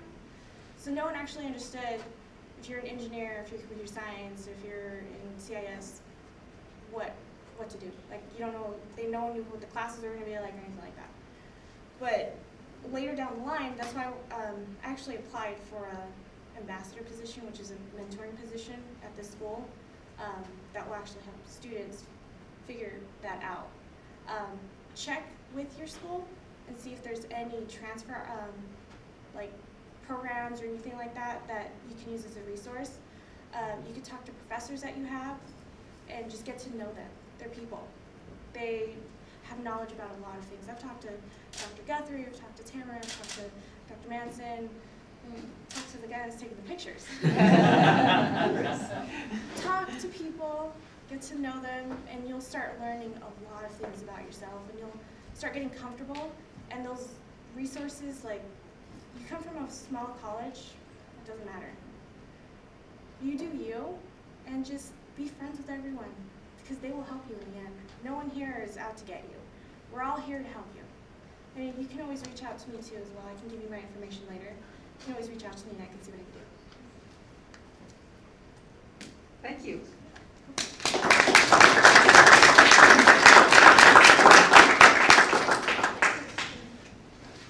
Our last lightning speaker, Danielle Nguyen.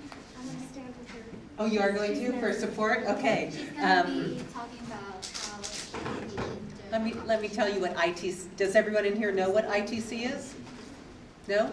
ITC is Information Technology Competition. There's a club on campus called MISA, Management of Information Systems Student Association, and they put on this competition every April, and it has 4 different tracks for competing. One is forensics, one is software development, business systems analysis. What am I missing? Security? What is security, and there's no more system analysis. Oh, okay. There's what? Oh, IT strategy, so exciting. Industry professionals write a case, and then student teams get to compete to try to solve the case. And then they go on the ITC day and they present their solution to the industry professionals, and they get graded. And I have to tell you, I've attended the FAST one several times, and it's the most tense room that you've ever been in. The judges are very serious, and it's very tense when they're being judged. But it's a huge event. Lots of people come to campus, and there's a lot of coordination with the judges and the student teams and things like that. And Danielle was responsible for it this year. So let's hear what she has to say. Thank you for the introduction. So you basically introduced what ITC is. So what is ITC? ITC is to aim showing teams of students real-world cases. The purpose of this competition is to allow students to network and also apply real skills to deal with real business cases. And it allows them to network with business professionals and also see how the real cases are. The main goal for ITC is to give them an ability to show their talents, prepare them for employment, and allow them to network. So what does ITC offers? It allows them to, participants to network with business professionals, opportunities to develop hard and soft skills, insight on real-world skills after graduating, teamwork, there's cash prizes up to $1,000, and social gathering with fellow students, and great resume buffers.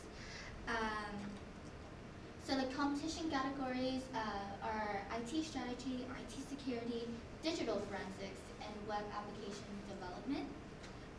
The recent past companies that were involved are JPL, Hitachi, Edison, KPMG, Experian, Isaka, Avery, and Kaiser.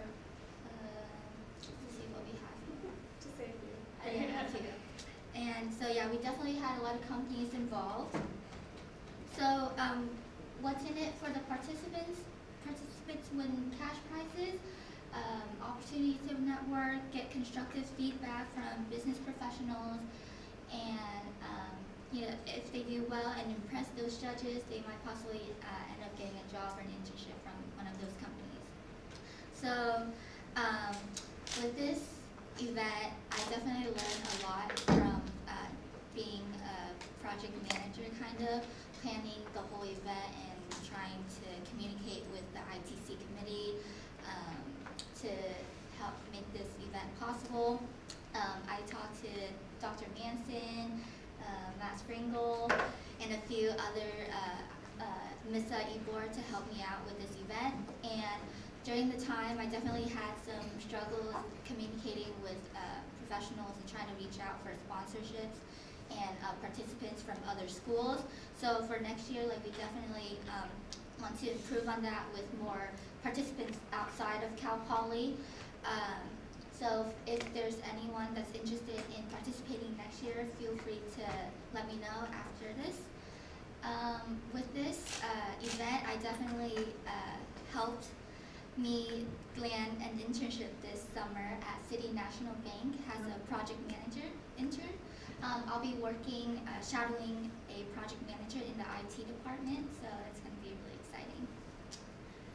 And yeah. And next year, I'm planning to run for president for Missa and hopefully make this event bigger and better, and also have Missa do more inter-club connections and do more workshops besides ITC. Yeah. Questions? How many people were on your team to organize the whole event? So there were about 5 people in my ITC committee.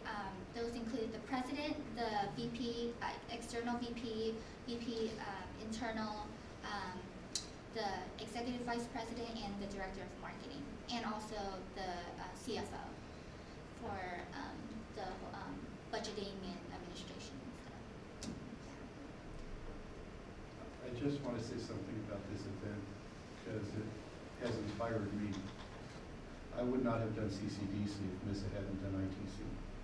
Because watching this event grow over the years, 21 years in a row. I was here when it started. It's been a long-held tradition.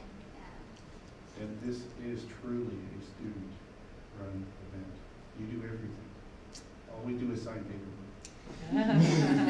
Well, not everything. Like, I definitely had a lot of help with the ITC committee, and Matt, he has been such a great help for me. What I mean is students do everything. Yes, students do everything. This is a student event, and it's one of the coolest events I've ever seen. How much money did you raise? We raised about 10,000, and our budget was around that price also. But if we get more sponsorships, we can do more stuff for the event next year. And so was it weird calling it? Who did you contact to get money? I contacted Edison, Avery. Did you have a contact there, or did you cold call them? Yes, we have like a pool of alumni in Missa, and Professor Carlin definitely helped us with that, with judges and also sponsorships. It's okay. So what was the, can you give us a highlight of what the business case was, or were there multiple business cases, or? So the cases are, I can show you. Do you want to explain that? Because she was one of the competitors. So I was actually a competitor for the IT strategy. For that case study, it was a fictitious company, but it was based on real world, real life problem. So do we all remember the whole Amazon, Alexa purchasing, the dollhouse, and yeah. So it was the same idea, just more dramatic per se. It was basically a basic Amazon. They called themselves Bazinga, and they had their version of Alexa, which was Bob, and they had the issue of someone, a younger person, ordering something inappropriate from Bob, and it got publicized by a committee or a parent committee or whatever it was. And so it was basically, what was the problem policy-wise? So when you look at strategy, it's not give me a solution, like a hard solution, technical solution. This is a business problem. I mean, there's policies and regulations that have been breached. What are these things that, as a company, we need to fix, and what kind of ideas do you have technologically that we could use? So the main purpose is to get policies and regulations and the financials and what the impact has on the company. So if I was a C-level executive looking at this pitch, I'm looking at all sides. So you have a problem, it's hurting us financially, how do we fix that? It's hurting us technologically, what's an idea we can have to fix it? So all of the different categories are very different. So strategy is hardcore on business, whereas forensics, web, and security are way more technical. Like way more technical. Like the web application, web design one, they had to create a website. It was like kind of like a Google page. You could see like the weather, and there's a bunch of things that it asks for, so it's a lot more technical, and you actually have to code the website, and it has to be a functioning website. So when you pitch it, you go through the whole process of what they did, and then they actually do a demo of that. Forensics and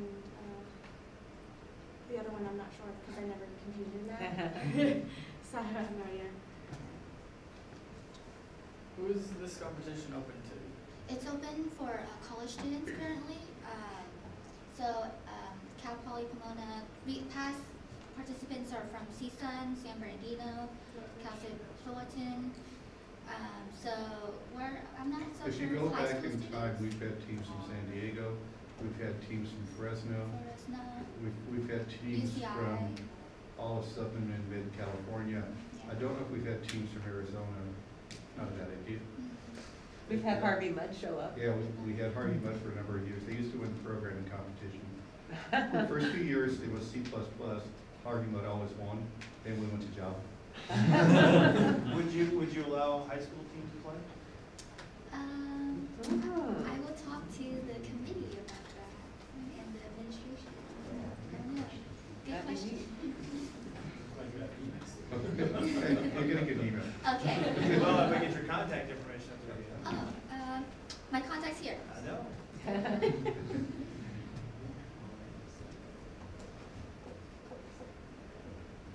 Is there any other questions about the competition specifically, about competing, or how it was ran, or anything like that?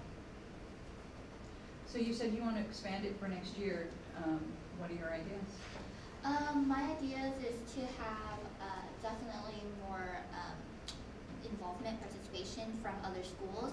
That was probably the hardest part this year, trying to contact other clubs, like I tried to contact SLO to see if they wanted to come by and compete, but I think it was just kind of short notice, or they didn't get my email or something, or maybe I was thinking travel up there, or drive up to those different schools and kind of introduce what ITC is like, because I feel like ITC is only known by like not many schools, so I definitely want to reach out more to that, and also sponsorships and more companies' participations.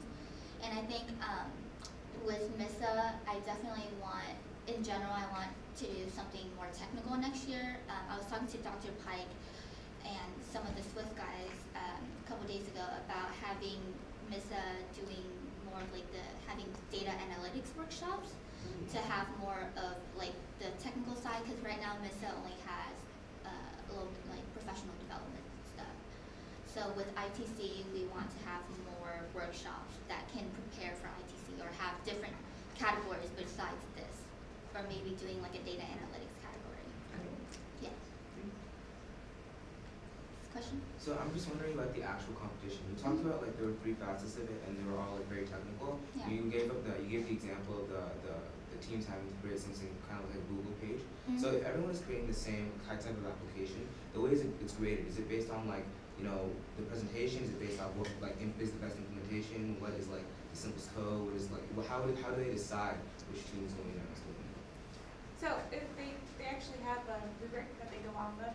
So the first, I think this year we had 3 weeks. 3 weeks to do deliverable. So basically talking about what we've done, like how we solve the problem, et cetera, et cetera. So we turn that in, and then it gets reviewed, and then we have a week to prepare for the presentation. So it's based on both the deliverable and how we present. So it's using 2 soft skills and a little bit of your technical skills, because you have your report, and now you have to present it to somebody. So there's 2 rubrics, one on what you wrote, and then how you presented. So if you walk in and you say, this idea is what I had, blah, blah, blah, but it doesn't, it's not comparable to what you written out. You're in a real world. Like, you gotta picture it like this is an actual business that you're presenting to. So they're gonna look at the technical, they're gonna look at how you present, they're gonna look at how you solved it, if it's efficient or not. It's pretty much everything. Are those rubrics open public? Can I find them at the resources? Yes. Okay. They're on the website. And also, but 2 months before the actual competition day, we have a thing called boot camp, ITC boot camp, where we help you give a little introduction on how ITC work and how you should prepare for the competition day, such as what to wear, how to present your case, and what would the case be like. So there's actually previous case studies on the website. Just go down.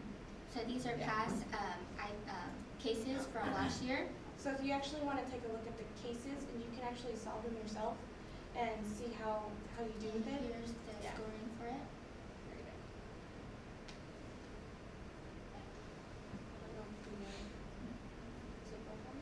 Yeah. Let's see the web design one. What was the? So these were from last year. Hire someone to paint your house. I see. Watch your dog. Okay. Service marketplace. And it gives you the point breakdown for each segment. That's good. So with each case, you have to imagine like you're talking to a business client who's telling you this is the problem we have, and how do you solve it. Now with this, you get the problem instead of talking to a client, you get it as a paper form. But I know questions do come up, and they're more than happy to ask those questions to the creator of the case, because sometimes you just don't know. And I know with these cases, you have to assume a lot of things. So when you compete, it's knowing your assumptions, knowing the problem, and knowing the solution, and then being able to break those down. Any other questions? Thank you.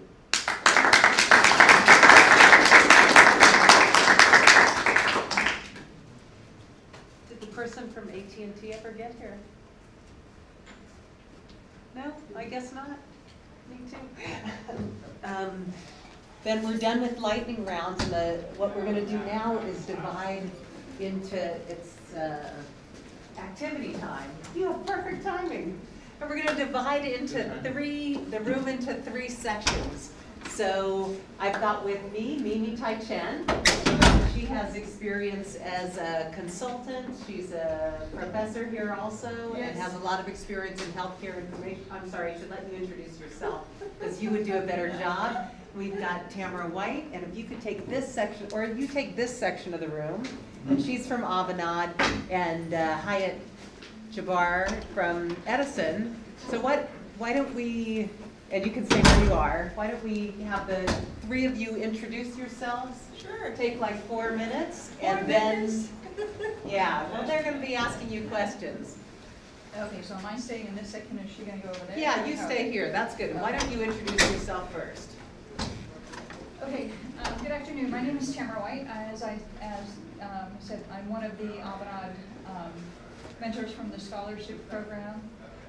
Avanade is a company, we are owned by Accenture and Microsoft. They're our parent companies, but we're also our own independent company as well. But we were started by Accenture and Microsoft coming together, Microsoft realizing that they needed a consulting arm for all of their Microsoft products, and then Accenture, because they're so big, they wanted a smaller consulting realm that specialized in all of the Microsoft technologies. So that's how we came to play. I'd love to hear what you want to do. Where'd they go? The data and analytics in ITC, because that's what I specialize in. I started in coming out of college. I did shop floor robotics, so I was programming. I worked for General Motors. I programmed.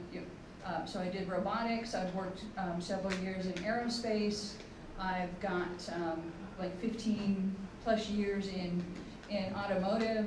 I helped design the telematics systems and the your navigation systems and all your stuff that's happening in your car. I've specialized in healthcare, so through my consulting career and through my employee career, I've had some amazing technology experiences across all industries. And since specializing in the data side of it, with data and analytics, every company, every industry, everything you do has data. And with the big data and the cloud and the security and all of the issues that are happening in data or in that area nowadays, these next 15, 20 years in the whole data and analytics realm are just going to be amazing and open to everything you could want to do, from system analysis, from diving in and writing the R code that's data mining into the analytics, or just working with the clients and being able to understand the different industries to help them understand what type of data they have and what they're missing with not doing the analysis with that data. You've got massive companies that have 30-year-old legacy, 40-year-old legacy systems and then you've got all of the companies now, like the shopping ad that she wants to do. You've got companies that they're doing facial recognition as soon as you walk in the store, and they know you stopped and looked at that water bottle for 5 seconds while you were in aisle number such and such. So there's personal shopping ads. There's everything you can think of out there, and anything you can think of available in the computer and data analytics side of it. So. That's group number one. You've done it all. Could you please introduce yourself? So my name is Hyatt. I'm the discovery specialist at Kaiser Permanente, and I've been with them for about 3 years. And basically what I do is I collect, preserve, process data for legal matters. I also conduct forensic investigations, internal investigations, legal investigations, things like that. I'm actually a top quality graduate. I came here, I graduated 2 years ago, majored in CIS. So I think I have a very unique perspective in terms of the tools and things you need to succeed within this program. I think you guys are all, by being here, that's a good step already, because you're networking, you're learning what you need to do to be successful. I was in MESA too, so I highly recommend joining that club and being active in that club. And hopefully when we have our little mix of things, you guys have questions, and I'll be more than happy to answer whatever questions you guys have. All right. Mimi? Hi, I'm Mimi Tai-Chan. I recognize some other faces, so this is my 30-second elevator speech. Over 25 years in the industry, information technology, management consulting, and healthcare and financial services. I actually, early on in my career, came out of the Big Four. I was a senior manager with Ernst & Young, did a lot of international management consulting. I think what I could sum it all for me, it's been a really exciting and awesome journey so far. I was very lucky in has always been able to work for companies where I run strategic initiatives for them. So where I bring together, it's really the process improvement, the operational changes, coupled with the technology enablement, and really to help them either solve some of the business problems or help them to achieve competitive advantage by leveraging technology innovation. So in the last 12 years, I've been in healthcare, so my domain expertise has been in healthcare, healthcare informatics, AI. I've touched upon a lot of AI projects, a lot of enterprise program management office. I've also worked 6 years for Kaiser, where I built the Kaiser Medicare Technology Group for Kaiser, where the group, because of the capacity of the group ended up helping Kaiser achieve to be the best in the delivery of Medicare in the US. So the Medicare model for Kaiser had become sort of the de facto standard in healthcare in all capacity, meaning their EMR system, their process, their operations, compliance, and a lot of the star ratings for Medicare. So I'm at a point in my career where I suddenly want to become an entrepreneur with all of the knowledge that I have. So the last employer that I was with was Anthem, and it was an exciting time because when I was Anthem, they were hit by the largest healthcare security breach, which impacted 80 million member records. And I was so lucky that I was there and seen it happen and all of the chaos that went with it. And I know some of you took my class and we kind of talk about that incident confidentially in the class. But you know, cybersecurity is definitely a growing field, and I know that Dr. Manson has done a lot of work in that area, and it's not going to stop. It's going to continue to grow. So pretty much, I'm at a stage where I find myself as an entrepreneur, and I was very lucky. Last year was able to get a contract with Memorial Care Health System, and I helped them implement accountable care, which is also a trend in healthcare where the whole model of accountable care organization is driving towards leveraging technology, continuous improvement of processes, so there's a lot of Lean Six Sigma that goes into it, but at the same time trying to improve quality of care and minimize the cost of resources and labor. So, I'm having my hands into that stuff, which is like the next phase of healthcare patient delivery model. So I have to say, I was so lucky to get on this field, and it's been such a exciting time. I've learned every day. Every day is different. Every year, every position, every challenge is different, and I'm also very honored and lucky to be a faculty member, lecturer for Cal Poly Pomona. I've been doing this for, I don't know, since I met Dan. Yeah. We're honored, and it's not luck. So then for the people who aren't the three that just introduced themselves, we're going to divide into 2 groups of 7 and 1 group of 6, and you get to ask these 3 women any question you want. If they don't want to answer, they'll let you know. And if you don't have a question, I developed a question sheet for sort of career related. So if you're drawing a blank, you can pick one from this list and ask them. So if you need a question sheet, come see me. And other than that, please divide yourselves up into 7, 7, and 6, and go ahead and start asking some questions. Good luck. I hope you make it interesting. I'll get a sheet. So do I stay here? Yes. Yeah. Okay, 6, 6, and 6. There you go. Here, can the community come over here? They don't want to.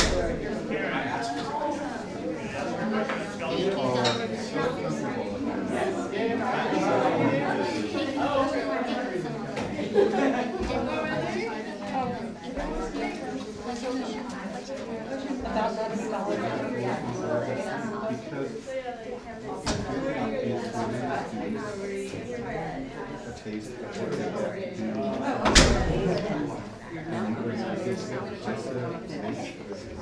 in our department, what department are you in?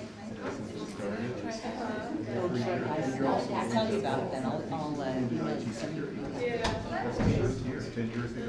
You want to participate? How can I help you do that?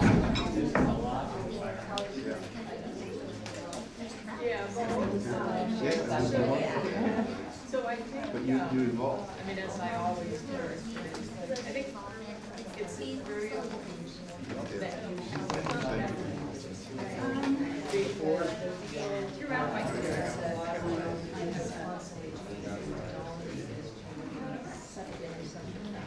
I'm sorry, so you have to be yes, I have Danielle, you gotta help me out with my speakers. I want to talk to them with this group and ask her some questions. 15 minutes, you did a beautiful job. I thought you did. Even to this day, I look back and television, I still have to provide that in that if a man has the same attitude and the same direction in a meeting, that's the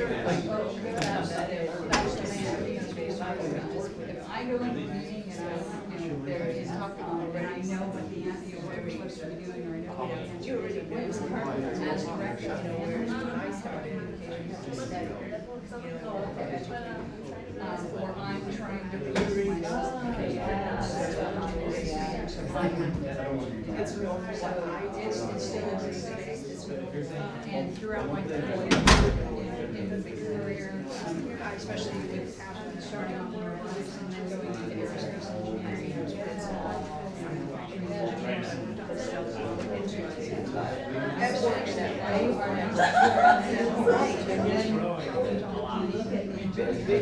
it's a fascinating topic, but being a female, it was still, when I went to college, I was the only female.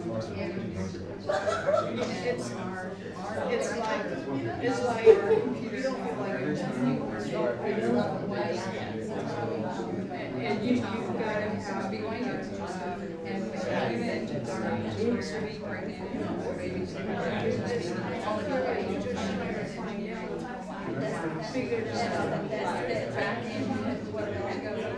yeah, I mean, I don't, back in this class, when I was there to 1A, the first thing is, okay, and I'm just saying, colleges are expanding in diversity, right? And that's why my company with 15 scholarships that we're doing per year, we have 15 every year, we pick 3 schools every year. I come back and I do it again and try to get more women into the industry. I'm not saying, I'm just saying, yes, it still happens, but it's not a requirement. So it all depends on, you also need to be very flexible and very adaptable. Yeah, and a lot more companies, like that's why I went well, because we are, again, we're only 25,000 now, but we are small, everybody in my she was talking about some yeah, it's a you're just a number. But you need more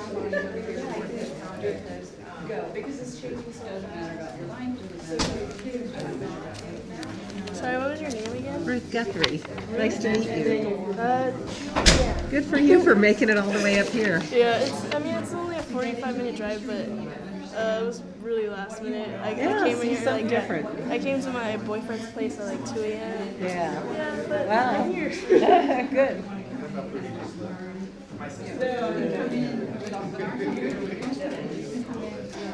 You know, that's going to be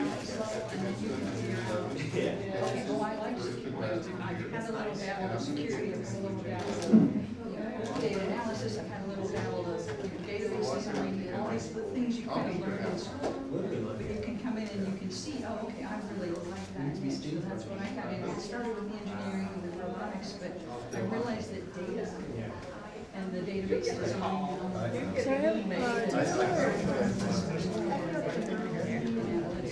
I asked her a question about her everything and how Yeah, her name's Barbie Marquez. Do you know where she is? Go look for her. I thought she was going to stay. Thank you for being here. Yeah, this is Pam Manson. We, You found him. we really would like UC Irvine to be more involved in this stuff, that we do more competitions. So like I'm on the clear now, but I don't do anything. You don't know patios. Yeah, I've heard of it. And right now, the club And I'd love to connect clubs. I'm not like a major position in the club, but I can get your contact information. Yeah. I'll let them know about ICC. If you're going to be here for about 5 minutes, I'll go get a card. Yeah, okay, thank you.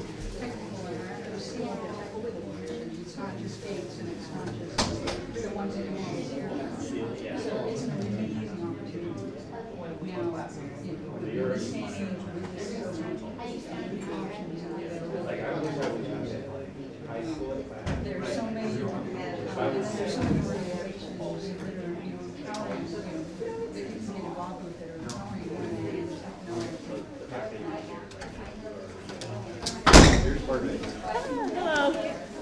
Barbie. That's such a cute name. Julianne, nice to meet you. Nice to meet you. Alright, so, okay, what kind of issues do you have?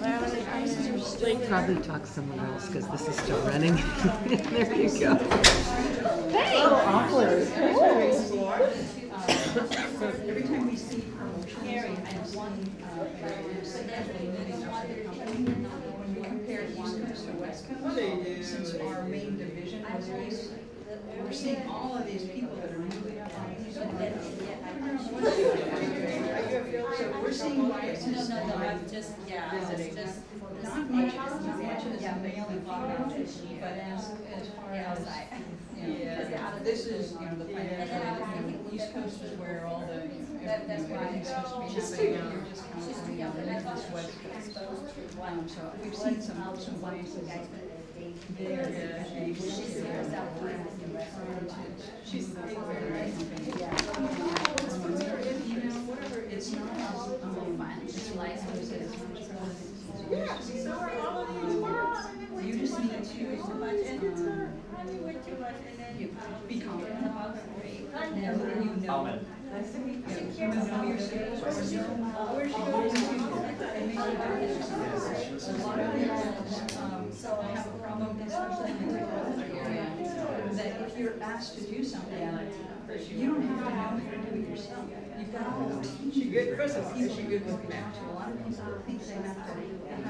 They don't ask for help, or they don't know how to reach out. You use the resources around. Yeah, no, so, and this is my. Us as women, coming from a do love and we all be like, right, we gotta, think inside. And go to women have grown into this. So that you can do a lot. You don't have to know it all. You've got a project, you've got a team. You don't have a team. You have a whole company behind you. Region around. And that's what women have helped bring into this industry. It's not, I don't have to, I can't ask you questions. I don't know what to do, or I'm supposed to know all the answers.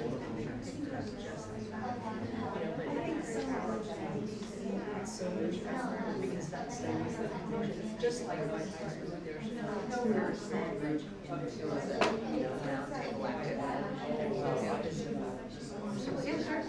they are so shocked.